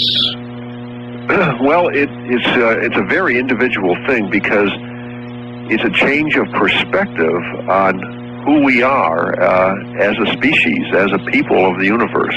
Do you necessarily see a conflict with "Let there be light"? Well, that's an interesting question. Some people, when we talk about discovering artifacts on Mars that must have been built, feel a little bit of implied threat there, because that to them it means there must be them. There must be aliens out there with advanced capabilities, and since we don't know anything about them, could they be hostile? Other people look at the same evidence and say, gee, maybe them is us. Maybe that's our own history, and maybe some of these stories in the ancient preserved writings are actually remembrances of the history of our species, and the stories of the Garden of Paradise and the Noah's Ark and so on that have come down to us through the Western Bible. But the same kind of stories are in the sacred writings of all the cultures. I caught the parallel when you talked about the two of each. Yes. Perhaps these are stories of our own history, and that what we're getting is just a slightly different spin on them than we've had up to now, but that, in a sense, science is discovering the same kinds of things that religious people have believed for a long time. So you could see this as a threat, or you could see it as a confirmation, according to your personal bent.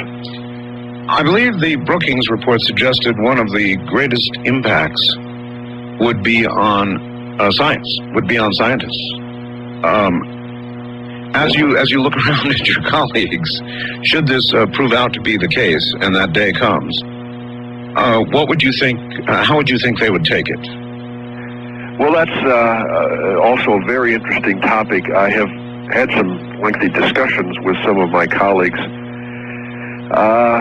just about the more modest possibility that the exploded planet hypothesis all by itself might be the correct model for the history of the solar system, rather than the solar nebula hypothesis that is currently in favor.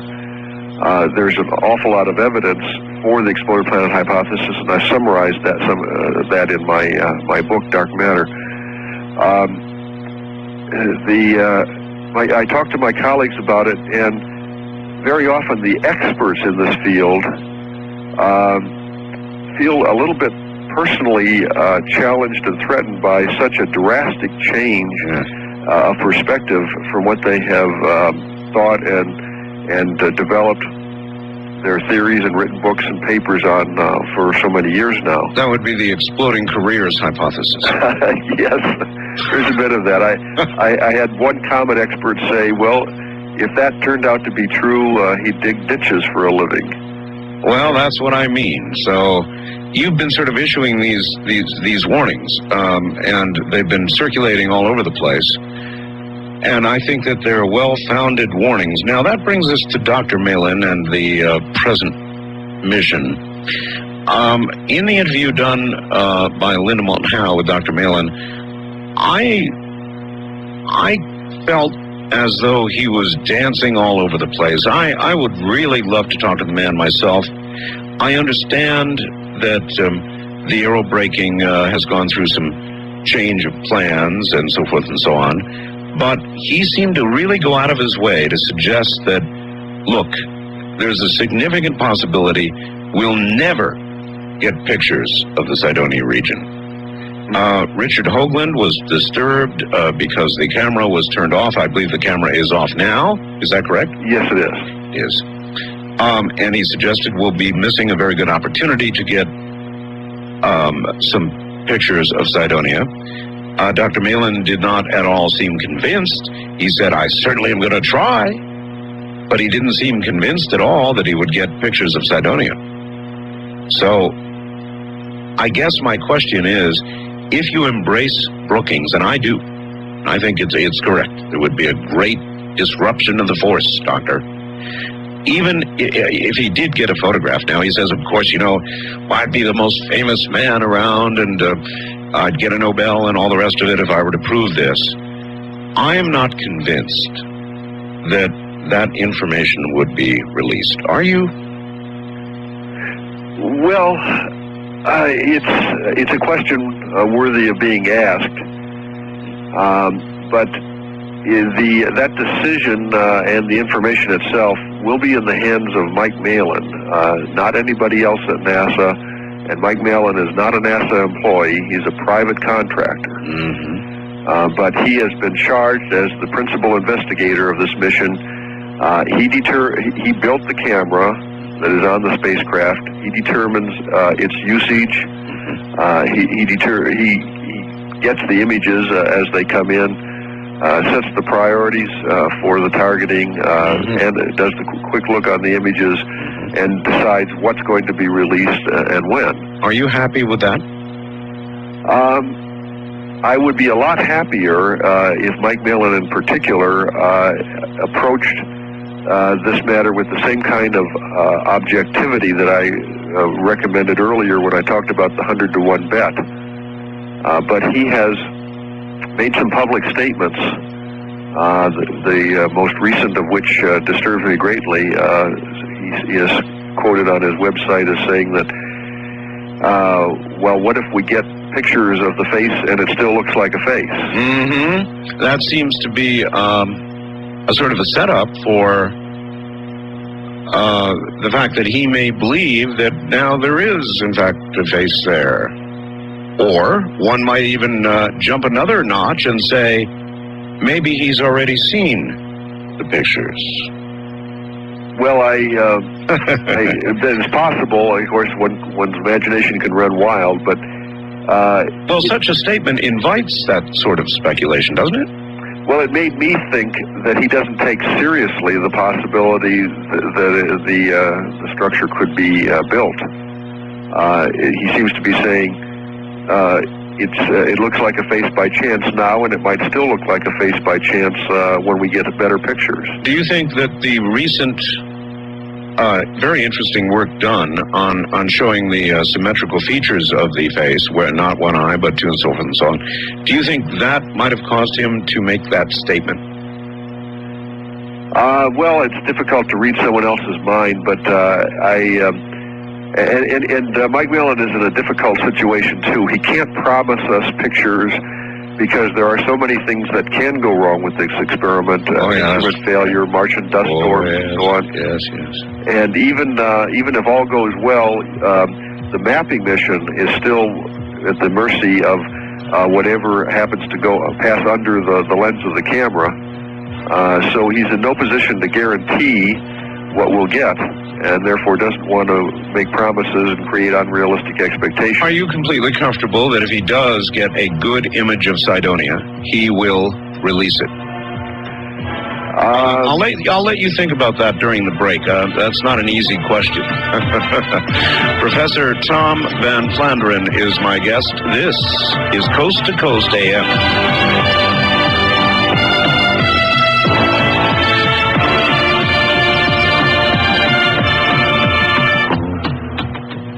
The Talk Station, AM 1500 KSTP.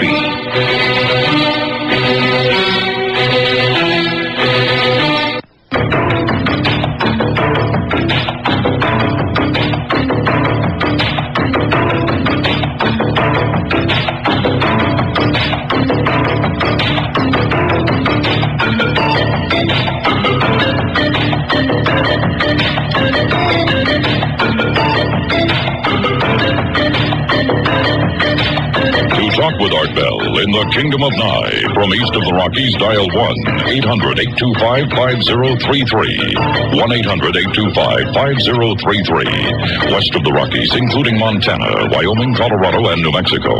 1-800-618-8255. 1-800-618-8255. Now again, here's Art Bell. Once again, here I am, Dr. Tom Van Flandern, who, by the way, in case you hadn't heard, received his PhD degree in astronomy from Yale University in 1969 is my guest. Spent 20 years at the U.S. Naval Observatory, where he became chief of celestial mechanics, the branch dealing with celestial mechanics. And he'll be back in a moment. 95. And if you already own a Snappy, call play for upgrade details at 1-888-888-PLAY, P-L-A-Y. See Snappy for yourself and discover the company behind this amazing technology. They're on the web now at www.play.com. That's P-L-A-Y.com. All right, now back to Professor Van Flandern. Doctor, the question was a tough one, I know. And Mike Malin, of course, Dr. Malin, is going to have, and does have, as we both know, control over these photographs for a period of time. Now, if he were to suddenly get one definitively showing that, voila, this certainly is not natural, I would think that he would go through a certain thinking process before he were to release the photograph, and part of that process would probably include talking to the people at NASA, talking to the people in our government, and then how do you calculate the odds of the photograph being released? Well, yeah, these are all interesting issues that you raise. I would certainly feel a lot better about it if Mike Malin expressed his scientific objectivity on the matter and reassured us that he was not going to be influenced by peer pressure or personal beliefs, but that hasn't happened. Yes, he would probably have to go to NASA with the pictures. He would certainly not take it upon himself to either release them or to suppress them without consulting with other officials. Mm-hmm. And I'd say with something of this importance, the decision would ultimately go to the president. Mm-hmm. I imagine that the decision would ultimately be to release the information. After all, it's knowledge. It's knowledge which is part of NASA's mission and in the public domain. This is not part of any classified or military or secret program. It is for the benefit of mankind. Let me tell you a little story, personal story. I'm now on the air at 400 radio stations, I don't know, millions, 15 million people maybe. Anything I say gets magnified a million times. Any little sentence, any little utterance, doesn't matter. I play on the edge with my radio program, and I'm liable to have anybody on. If I have somebody on who claims to be, for example, a witch, or somebody who will come on and explain they practice the darker crafts, or that they don't believe precisely in the God of the Bible as described in the Bible. I assure you, Doctor, 20% of the mail and responses that I get, which number in the thousands over any given show of that sort, will feel that I am the devil incarnate, that I ought to be burned at the stake, that I shouldn't be allowed to delve into or even allow to be broadcasted this kind of material. I will get threats. I just can't begin to tell you. A good 20%, Doctor, really go off the deep end in response to any sort of broadcast of that sort. Now, I think that translates pretty well into the general population. And I think that it validates the Brookings concerns. That's just my observation from my input. Well, does this argue that we should suppress the knowledge? It might. It might. It might. The American Revolution was accomplished with a much smaller percentage. Well, let's ask some of those people out there if they would rather not know at all than learn something that is contrary to their present beliefs. I can absolutely promise you the by and large, the reaction on the phone is going to be, if we start taking calls, oh, yes, I want to know. I want to know. But there'll be a good 20% hanging out there saying this stuff is of the devil. Of the devil, Doctor. And I'm just saying that those are pretty serious concerns. I think that what you have laid out is perfectly credible, quite probable, and very dangerous. Very dangerous. So I think we've got that out. There is one other thing I want to cover with you.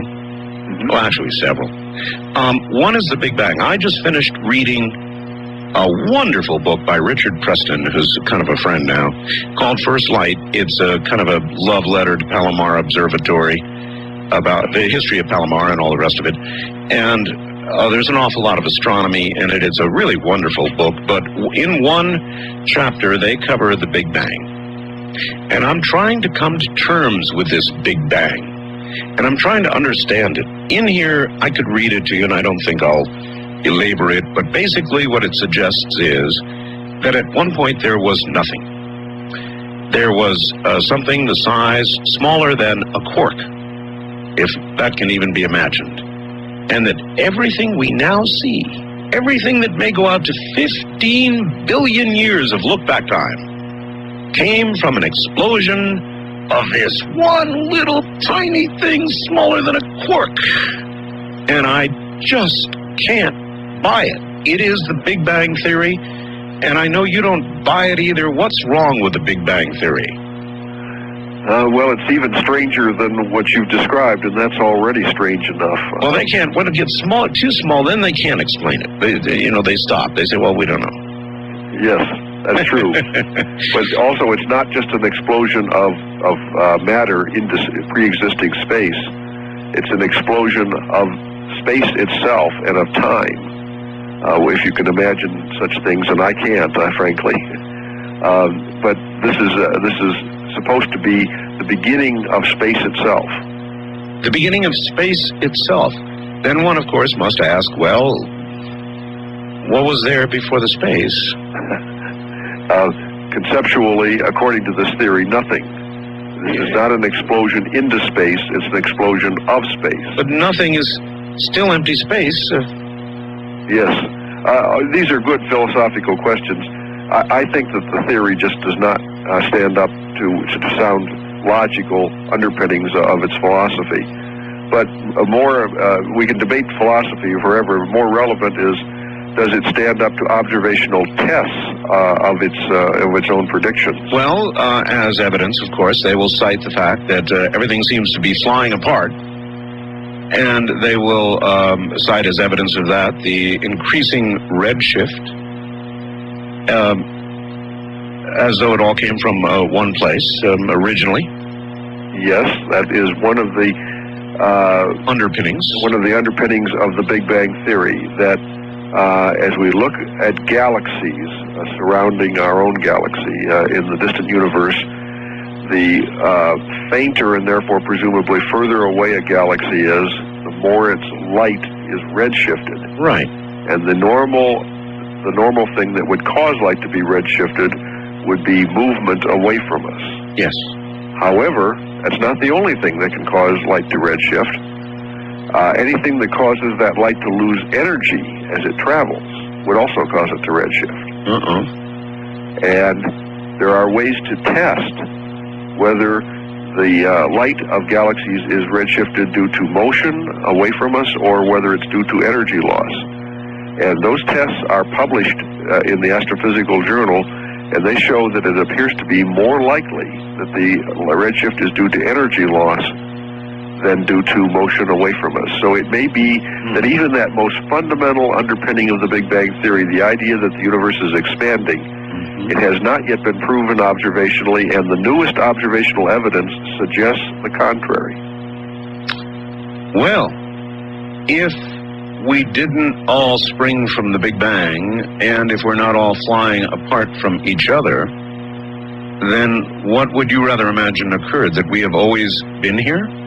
When I say we, I refer to the planets and suns, and I realize that it's an ever-changing process, but is that what you believe versus the little tiny miniature quark exploding into everything? Well, I puzzled over such matters myself for most of my life, and I found that trying to guess the origin of the universe and the nature of things led to theory after theory after theory, which were easily shot down. It seems to me it's an insurmountable task asking us to guess by induction what the origin of things was.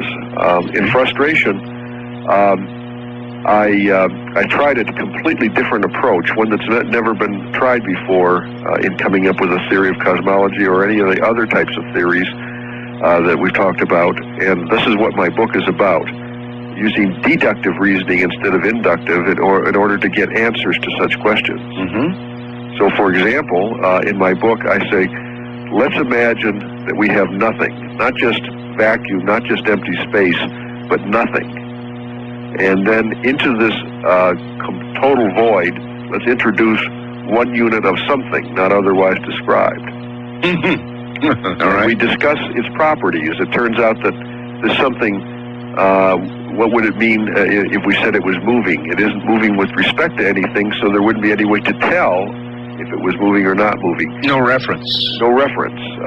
In this way, we discuss what properties are possible, and in a universe with only one unit of something in it, there are no properties. But when we put in two units of something and start to build a real universe, then properties begin to appear.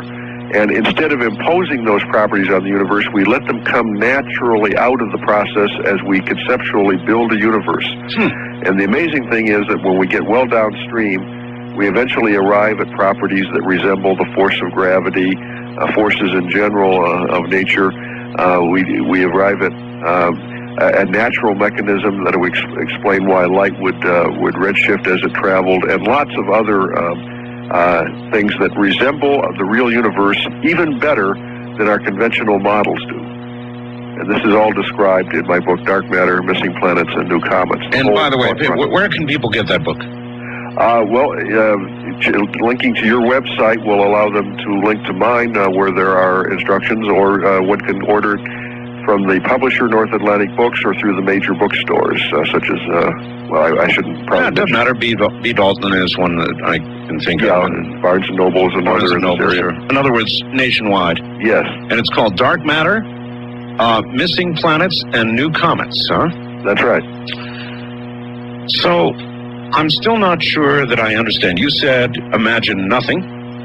I'll try, it's hard, but I've imagined nothing, and then something, a unit of something, and then what?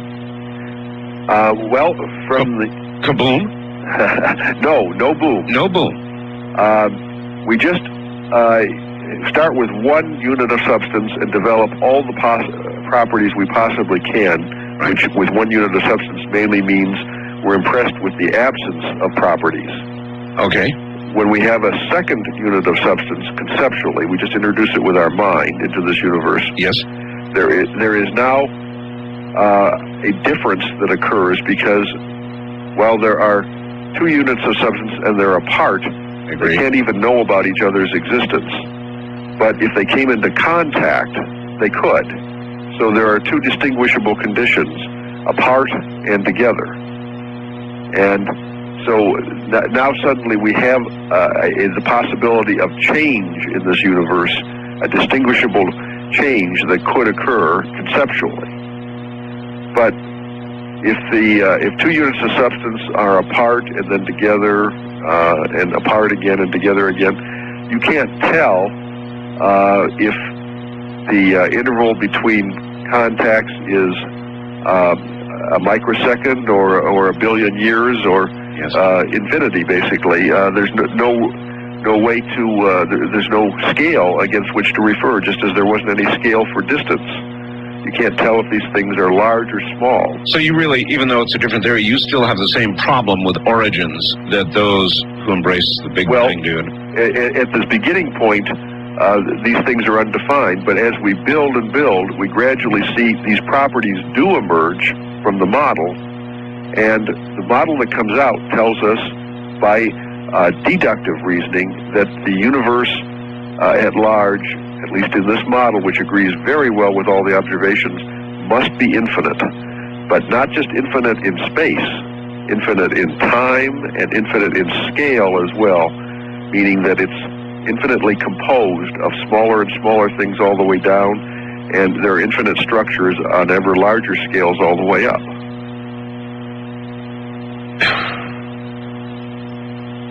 Did dark matter contribute to the somethings that we're asked to imagine?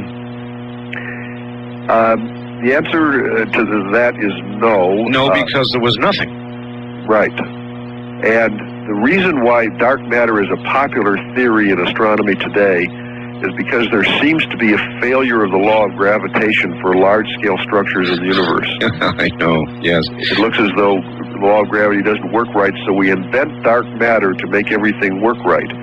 But in this model, there is a natural reason why the law of gravity should fail for large scales, and it fails in just the way that the model predicts. And so we don't need to invent dark matter anymore. What we see is what there is. Do you believe that there are multiple dimensions?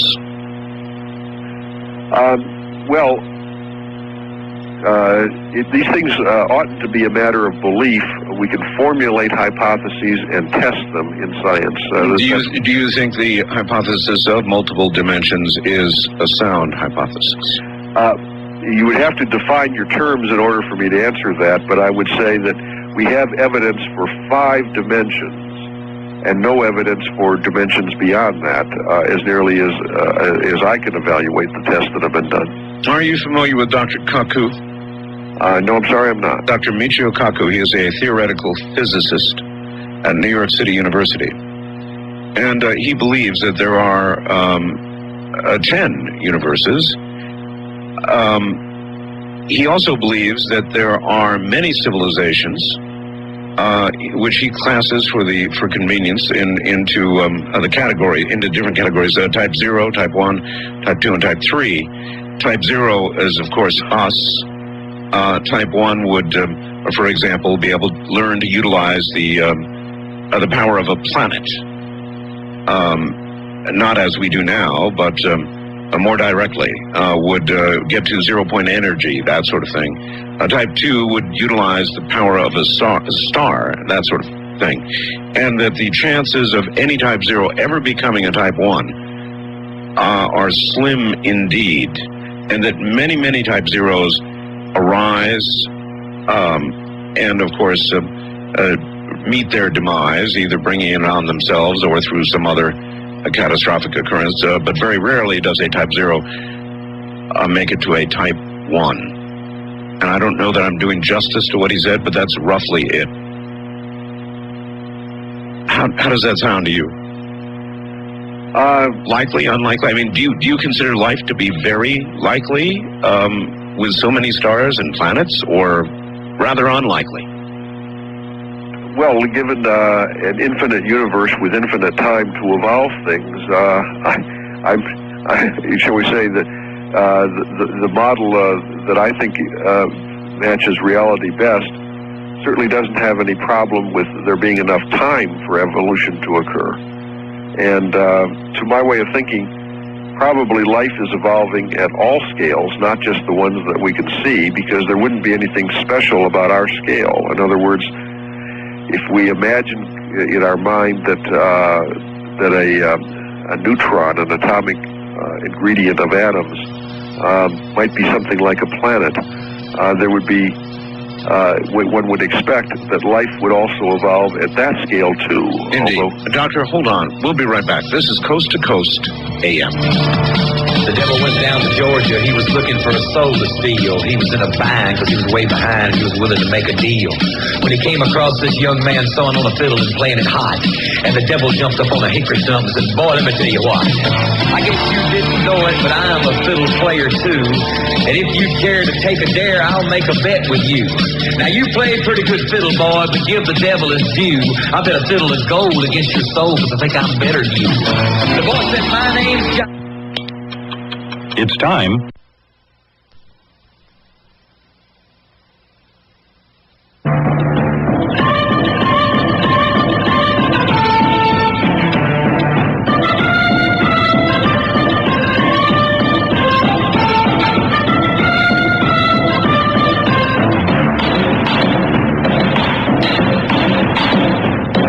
With Art Bell in the Kingdom of Nye from outside the U.S. First, dial your access number to the USA. Then, 800-893-0903. If you're a first-time caller, call Art at 702-727-1222. From east of the Rockies, 1-800-825-5033. West of the Rockies, including Montana, Wyoming, Colorado, and New Mexico, call Art at 1-800-618-8255. Or call Art on the wildcard line at area code 702-727-1295. This is Coast to Coast AM from the Kingdom of Nye. It is, and we are about to go to the phones with Dr. Van Flandern. So if you have a question, be a good time to come, and I can see you're already here. Everything's lit. So we'll get to your questions in a moment. The Beijing Free Play Radio is on sale, and guess what, folks? Listen very closely. Attention, please. This is the last day for the spring sale of the spring-powered radios. There's a last day for everything. Last night, last day. This is it. The Beijing is a 7-pound radio, AM/FM shortwave, 7 shortwave bands. It doesn't require being plugged into the wall, nor does it use batteries, because it has a Bayless clockwork generator, a remarkable device. You turn it for 30 seconds, the radio plays for 30 minutes at full room volume on AM/FM or shortwave. Normally it's $119.95. It's on sale today only, last day, $109.95. Word to the wise. Then there is the second Beijing. It is the one I think you ought to have, the one I personally prefer. They're both great. I mean, it's a great radio, but this second one has a modification installed by the C. Crane Company, so you can only get it from them. It's got a little jack on the back. You plug in a mag light into it. They supply the mag light. It's got an LED light-emitting diode light in it, actually 3 of them. And now, you plug this in, you wind up the radio, turn the crank for 30 seconds, and now the radio will play for 30 minutes, and the light will light for 30 minutes. Enough light to light a room, to read by, certainly to get by in an emergency. And listen, the light, the LED, will last 100,000 hours. Normally it's $149.95. Today only. Today only. Are you listening? $139.95. Tomorrow it goes back up to the regular price. Limited quantity. However, Bob does say he'll give rain checks. If and when they run out today, which they probably will, they'll give rain checks to you. So this is your one opportunity. Don't blow it. The number to call in the morning at 7:30 Pacific time is 1-800-522-8863. Repeating, 7:30 Pacific, 10:30 Eastern, 1-800-522-8863. 1-800-526-5000. All right, well, the good doctor is in Washington, D.C., as our nation's capital. It's 3 hours away. That means he's up really late. Doctor? Yes. Are you willing to answer some questions from the audience? Okay. Let's give it a try. Let's give it a try. I'll do my best to just remain coherent. All right. First-time caller line. You're on the air with Dr. Van Flandern. Where are you, please? Hi, I'm Rob from Milwaukee, Wisconsin. Yes, sir. Hi. I would first like to make a comment and then ask that make a recommendation for a guest on your show. Do you have a question for my guest? Yes. All right. Yes? I guess, since, if my understanding of the Big Bang Theory is correct, that there was an explosion, and I guess to imply that there's an explosion, there has to be, like, space for something to explode in. I guess according to his theories, it's, excuse me, I guess my question is, what was before the explosion? Well, that is the $64 gazillion question. We don't know, and that it begins to get philosophical at that point because there's no science to explain it, really. So I guess we're going to have to leave you with that. That's what I got, too. There's really no science to explain the instant of creation or what was there prior to it. Is that right, Doctor?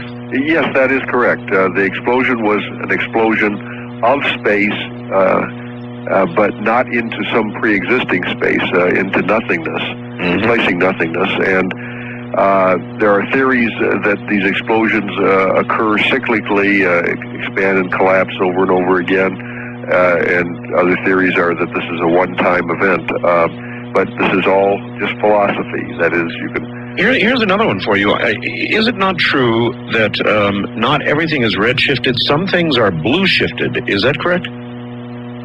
Well, yes, there are blue-shifted things, for example, among stars in our own galaxy. But of all the galaxies we see in the universe around us, all but one or two of the very closest neighbors are red-shifted. Okay.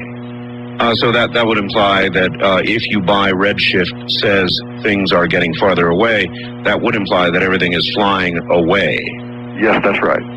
Another interesting thing, of course, is that when you look at our placement, when you look at Earth in the larger scheme of things, we are really in the outback, aren't we? We're not very close to the center of real action. We're not close to the center of our own galaxy. Our galaxy is named the Milky Way, and we're sitting out sort of not exactly on the edge, but well out of the center neighborhood, about 30,000 light years away from the center of our galaxy. And so if the center were New York, we're somewhere in Connecticut. Yes, perhaps even further out than that. Vermont, New Hampshire, Maine. Yes. Wildcard line, you're on the air with Dr. Van Flandern. Hello. Yes, Ethan, San Diego. Well, actually, I want to mention about a couple things, and that's about the universe being infinite. Basically, it's creating the electromagnetic radiation that's called gravity.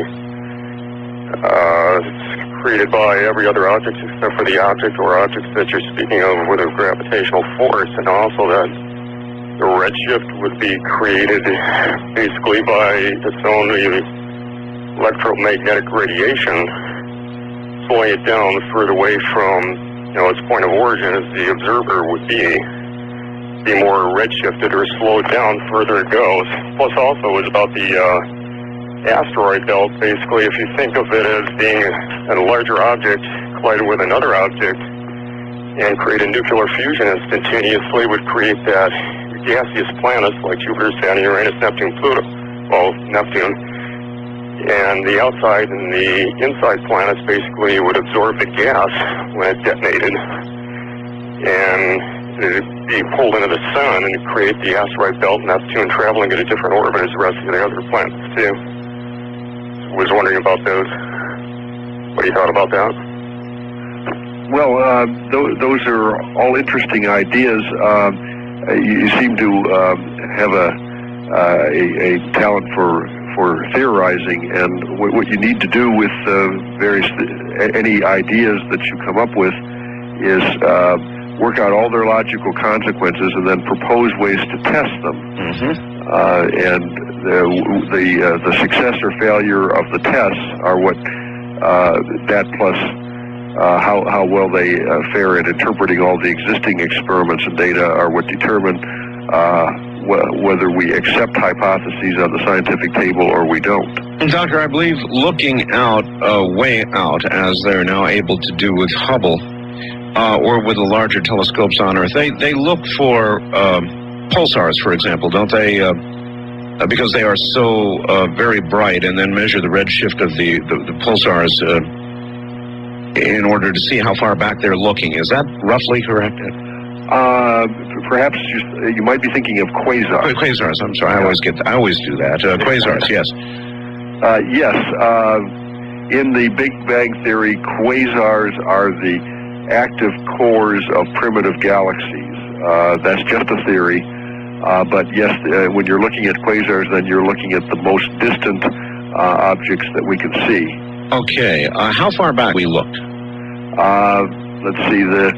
The look-back time is now back to approximately 800 million years after the Big Bang. That is, according to the Big Bang Theory. 800 million, wait a minute, 800 million years after the Big Bang? Yes, that's right. Well, no, wait a minute. The Big Bang occurred 15 billion years ago, I think. Right. Right? Yes. So you're saying 15 billion, 800 million years is our present look-back time. How can that be? In other words, I can understand that at 15 billion years, maybe something, quasar maybe, or something that you could mark and say, okay, redshift, 15 billion years. But after that, there should be nothing that you could see. How could there be if all matter? Yeah, I'm confused. Yeah, the answer again goes back to the nature of the theory, the Big Bang. This is not my idea now. I'm explaining the conventional Big Bang Theory as it is in astronomy. I understand. It's not an explosion of matter into space. Well, it sounds like an explosion of the Big Bang Theory.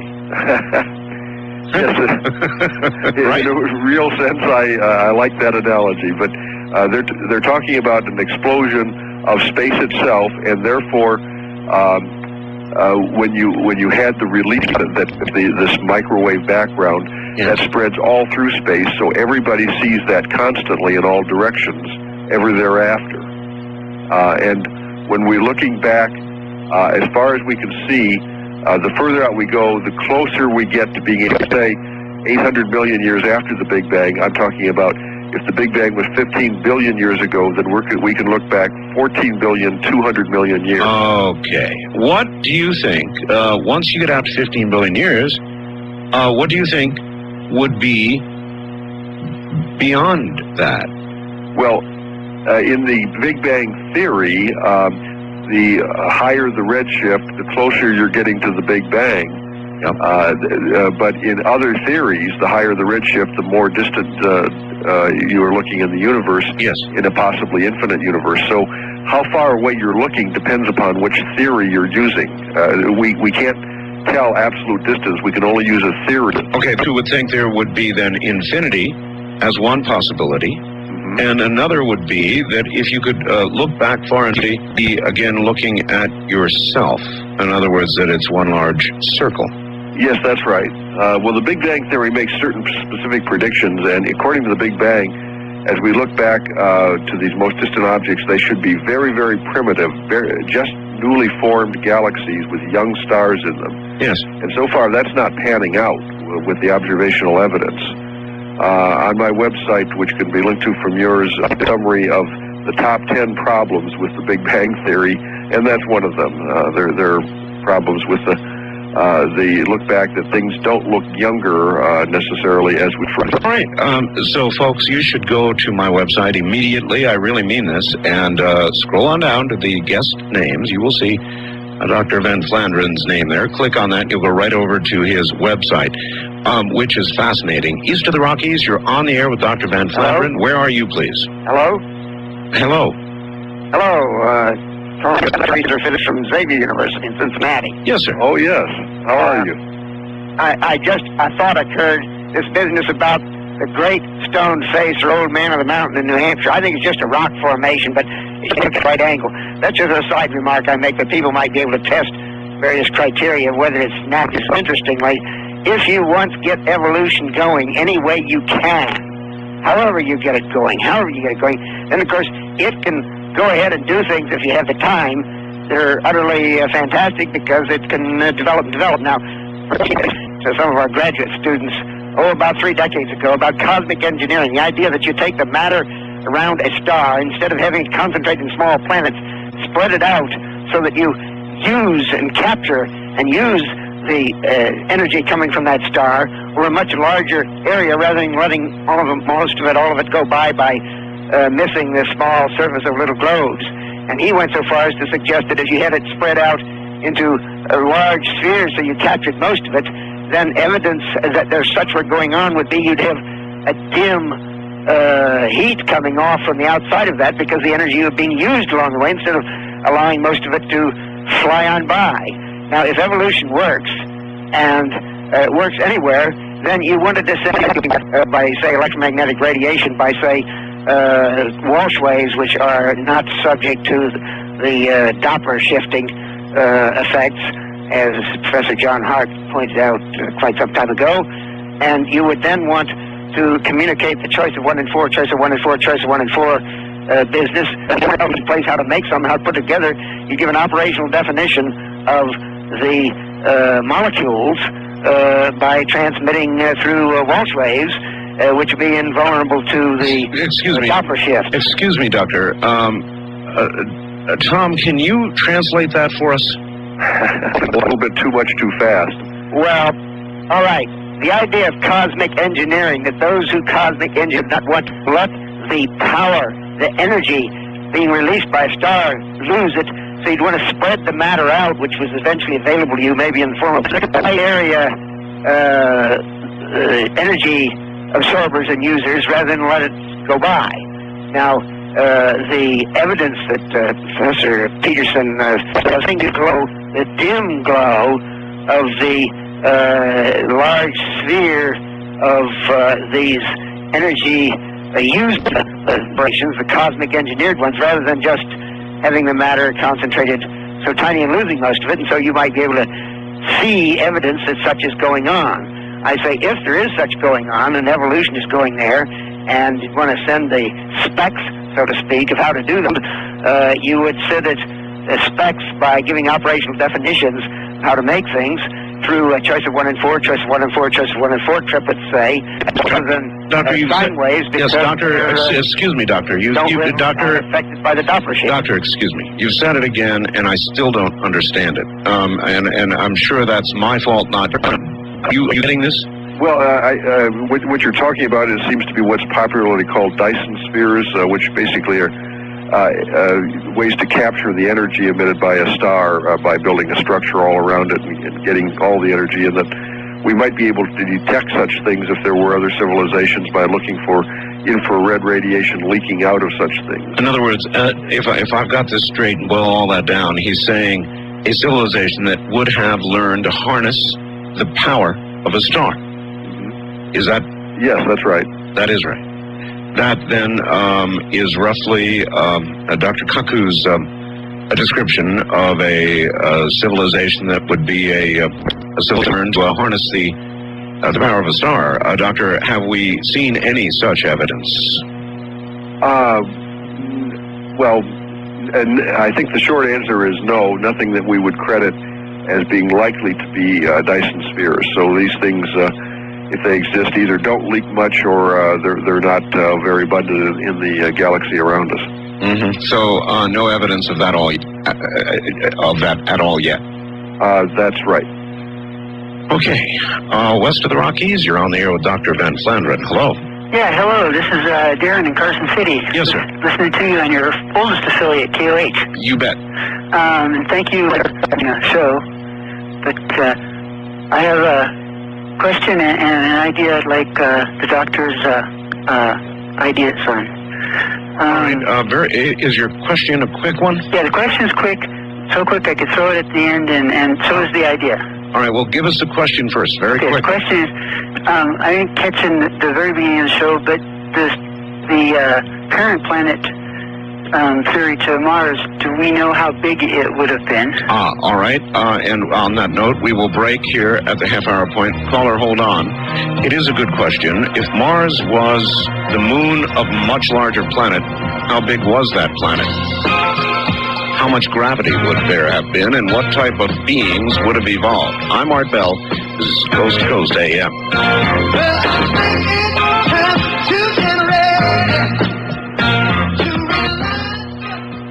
The Talk Station, AM 1500 KSTP.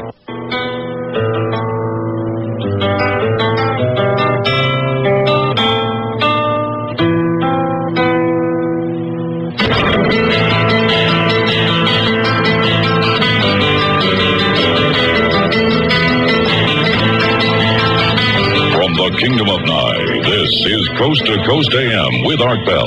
He's at 1-800-825-5033. West of the Rockies, including Montana, Wyoming, 255. First-time callers may reach Art at area code 702-727-1222. And you may fax Art at area code 702-727-8499. Please limit your faxes to 1 or 2 pages. This is Coast to Coast AM with Art Bell. My guess. Now again, here's Art. Now again, here's Professor Van Flandern coming up in a moment. Oh, boy. Interrupting my own announcer. Great, huh? I just got a letter from a Mr. Anderson in Hackettstown, New Jersey. And I guess I've got to ask the rest of you for a confirmation of this. Your show on WABC in New York, 770 AM. And thought following might interest you. This past weekend, I saw a trailer for a soon-to-be-released movie called Mercury Rising, starring Bruce Willis. Identifies his character as, quote, Special Agent Art Bell, unquote. On memory for a while, then I finally put 2 and 2 together. Rather interesting, wouldn't you say? Oh, no. Does anybody else out there have any confirmation of that? Is that really true? First Mars attacks and now this. Of course, of your initial investment. Only risk capital should be used. Past performance is not necessarily indicative of future results. All right, once again, Dr. Verley, if Mars was the moon of a planet, would you guess that planet would be? Yes, it's very difficult to estimate, but a best guess would be twice as big as the Earth. And Mars is smaller than the Earth, correct? Yes, it's 1/10 of the mass of the Earth. All right, so there would have been, then, by definition, a lot of gravity on that planet. Bigger planet, more gravity. Is that true? It's true that more mass would mean more gravity, but if it were larger in radius, the surface gravity, because it's further from the center, might actually wind up being less. Really? Than Earth. Oh, well then that destroys my challenge, because I would have said, how would you get humanoid-looking creatures with, say, double the gravity? But you're saying that wasn't the case. All right. A caller, anything else? Yeah, I have a suggestion. I love the theory that of the planet and everything. To the face on Cydonia, I have a suggestion for it that kind of contradicts. If the human race on Earth was seeded here from a race on face on Cydonia, may have been directed towards us, and the theory that I have to add to that, and I'd like the doctor's comments on, suggests that. Well, you know how you see people see faces in cottage cheese ceilings and everything? I totally susceptible to that. I see faces and everything, but I've never been able to see the face of the man on the moon. That's... I wonder now, wait a minute now. Okay. That is mythical. Oh, okay, that's what I'm saying, though. But what if the thought of the face on the moon isn't of the planetary there? In other words, how an old myth was derived. Right, and that somehow was planted in us when we were planted here on Earth, so that we would know where to look for our origins. You mean kind of like the story of the Ark? I'm not sure how you mean that. But well, in other words, as Mars, or as rather the parent planet, was preparing to blow up, to bring everything on, seed a new planet. Right. They knew their own planet was demise was coming, and so they sent a start here, and built on their own moon a face with answers to our own origins. Mm-hmm. All right. I suppose, Doctor, if you can imagine one, you can imagine the other. Yes, sir. Certainly, if these structures at Cydonia turn out to be artificial, I think there would be an exception of some of those you mentioned earlier, Art, that wouldn't want a follow-up mission to land there and are in those structures. Oh my, yes. But it'd be a wild time on the old planet before we came to terms with it, I guarantee you. First-time caller line, you're on the air with Dr. Tom Van Flandern. Hello, where are you? Hello? Hello? Yes, where are you? I'm in Amherst, New York. Amherst, New York. All right, you're going to have to yell at us a little bit. You're not very loud. All right, I'm sorry. I have a rather thought-provoking question to ask. I'd like to get what you think about it. One of my professors once asked me if aliens could had such advanced technology that they could see our planet from where they live many, many millions of light years away. Since light travels so slowly, would they see the dinosaurs? The answer to that is yes. But of course, you'd have to be 65 million light years away in order to look back 65 million years, because that's how far light would travel in that telescope. And in fact, with our technology as best we know it, the answer would be no, because by the time light had traveled that distance, you wouldn't have enough resolving power left to be able to see anything as small as dinosaurs, or the Earth for that matter. Mm-hmm. But perhaps a very advanced species could solve that problem in some way. What is your belief about time? Well, as I mentioned before, time would be in this alternative model of the nature of the universe. It would be infinite. Comes into or passes out of existence, but rather forms in the universe simply get built up and destroyed. That is, destroyed just means broken down into much smaller bitty pieces. The energy remains. It becomes something else. Yes, as extremely tiny particles. The things in the universe are always changing form, but never really passing into or out of existence. So time would simply be in the universe. So there really is no time. Time is our invention. It's the measurement of two objects or three objects or relative movement. Time is really nothing at all except our way of measuring change.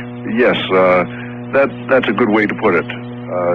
Time is a way of making a measurement of the rate at which change is going on. I can buy that one easily. Wildcard line, you're on the air with Dr. Van Flandern. Hello. I'm sorry. Good morning, Art. Good morning, Mr. Van Flandern. This is Kathy in Reno. That'd be Dr. Van Flandern. Oh, it's Doctor. I'm sorry. Hi, Kathy. Hi. I like that moon one of that last caller. That was a good one. Okay. Short question, and then Art, I'll listen off the air. All right. Okay. First, Mr. Van Flandern, I agree with your theories in this area of discussion as far as the missing planet. I've been following that line of logic for a long time. Okay, earlier in the conversation you brought up what I have been looking for a long time. You mentioned when following a line of theory, a theory line, and then after you've inspected it from all angles, you said that you can have it tested, your theory tested? Yes. Could you please, and then I'll hang up, could you please say over the air how you go about doing that and who you contact to do that? All right. Good question. In other words, how do you submit for peer review, I guess? Well, I was speaking generally about hypotheses, anything that in the nature of an idea. Well, take your moon of a larger planet. Let's take that one since you're most familiar with it. How do you test that? Okay, well, first you confront it with the existing observational evidence. We know that Mars has a thicker crust by 20 kilometers on one side than the other. We know that it's heavily cratered on one half and lightly cratered on the other half. We know that the present atmosphere is a small fraction of what it used to be. We know that the pole of Mars suddenly was tilted. We know that there are radioactive isotopes present on Mars and nowhere else, suggesting that it was close to a big explosion. All those things fit with the model, but those aren't predictions in forward time. The model also predicts that when we get to Mars and take rock samples, the explosion 65 million years ago, associated with the demise of the dinosaurs here on Earth, we should go to Mars are 65 million years old when we can actually get rock samples back here to Earth and date them. So there's a definite prediction of the model that those craters are going to date much younger than any astronomer presently believes they will. Your answer, Kathy. Now, my question before we go back to the phones. In recent days, weeks, and months, Doctor, we have been experiencing something rather unusual on Earth. In Greenland, something gigantic came down and kaboom in the kiloton range. They're going to go look for that when the snow melts. Something exploded over El Paso with about a half a kiloton of power, equivalent power.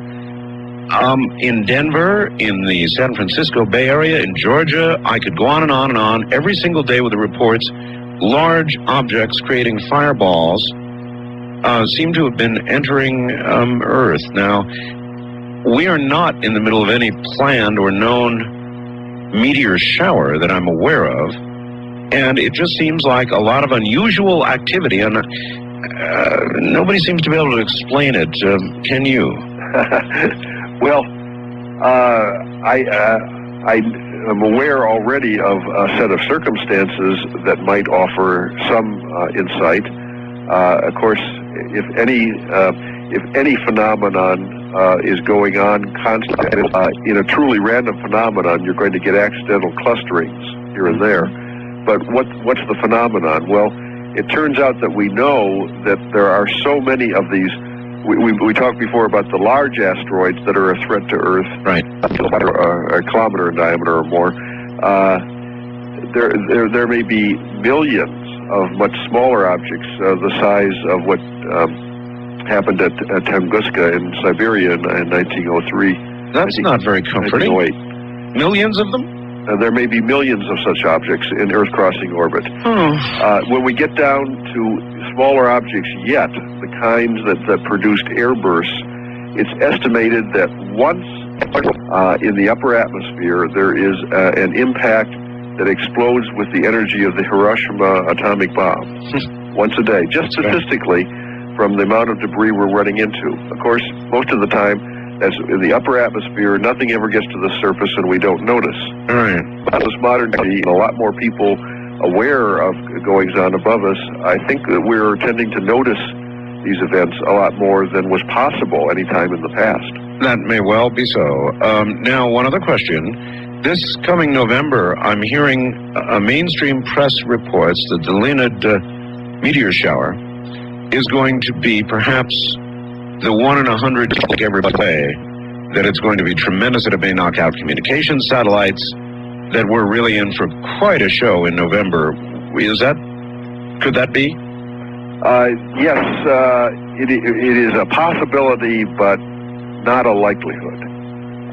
What you're referring to there is to give rise to the showers that are the Leonid meteor showers around the second week of November. Every time the parent comet comes by again, which is every 33 years, we get extra intense showers, and on a few occasions The showers have been what are called meteor storms. The startled people who saw it said they had the impression of the Earth rushing through space. In 1833, the first great storm recorded in modern times, people all across the United States were awakened during their sleep by the flash of the fireballs outside. Some of these storms have been truly intense, not in the sense of threatening, but in the sense of spectacular. Either here in 1998 in November or in 1999. Should something of that magnitude occur, would the world's communication satellites be at jeopardy? I'd have to say yes, even though these are very, very small meteorites. There are so many of them and they're moving so fast that they can damage satellites. And I would say some of the unshielded satellites have certainly a much higher than normal probability of suffering some damage during a storm that intense. I depend very heavily on satellites to be here, actually several of them. And if any one of them were to go, KU band or C band, I would be, I'd be gone. So I'm going to bear that in mind. Space is so large, fortunately, that the probability of any one of them suffering an impact is not great. But collectively, the probability of one of them suffering an impact at the time of a storm is much greater than it would be at any other time. And if it did occur, like in space, nobody would be able to hear me scream. Hi, Art. Steve from South Dakota. Yes, sir. Yes, Dr. Van Flandern, you mentioned that the face might have been located at one time at the equator of Mars. Yes, that's right. We do have somewhat of an artifact analog on our own moon, and that's the 16-mile crater Euclid that reflects an equilateral triangle. Yes. At certain times of the month, if you were standing there at Euclid, the Earth would be directly overhead, right at the sub-Earth point. That's a rather unusual thing. One side of Mars was more heavily, cratered than the other side. Yes. Very much so, like it was slammed with a shotgun. Well, our moon, besides being egg-shaped, the crust on the far side seems to be thicker and more, heavily cratered than the near side, and there's not that much. There's very little, Maria. Would the exploded planet hypothesis be working to affect the moon's geology in this way? And that would be assuming if the moon would already be in, tidal lock when this occurred. I'm off the air. Thank you. Right. Yes, the reason for why it keeps the same face toward the Earth today, why the particular side that faces us does, it probably also has to do with the history of planetary explosions throughout the 4.5 billion year age of our solar system. We mentioned before that there was probably one way back at the beginning, a gas giant planet that apparently exploded and gave rise to what astronomers call the early heavy bombardment, which is largely responsible for the huge cratering and the mare, or so-called seas, the dark areas on the visible side of the moon. And that would have preferentially hit one face of the moon over the other, and probably gave rise to the big impacts and the huge outflows that occurred on the side that faces us constantly, because it actually has these mass concentrations just beneath the surface. Doctor, we are at the top of the hour. I have one more hour of program left, but it is 5 o'clock where you are, and my presumption is that you need to get some sleep. I'm sorry to say that's true, although this has been a delight. It has been a delight, and I really, really thank you for coming on tonight in such short notice. I really appreciate it. Next time I have you on, I want to know why planets are round. Okay. All right, we'll do that. We'll hold that question. Doctor, thank you. Thank you. And good night. That's Dr. Tom Van Flandern. I'm Art Bell, and this is Coast to Coast AM.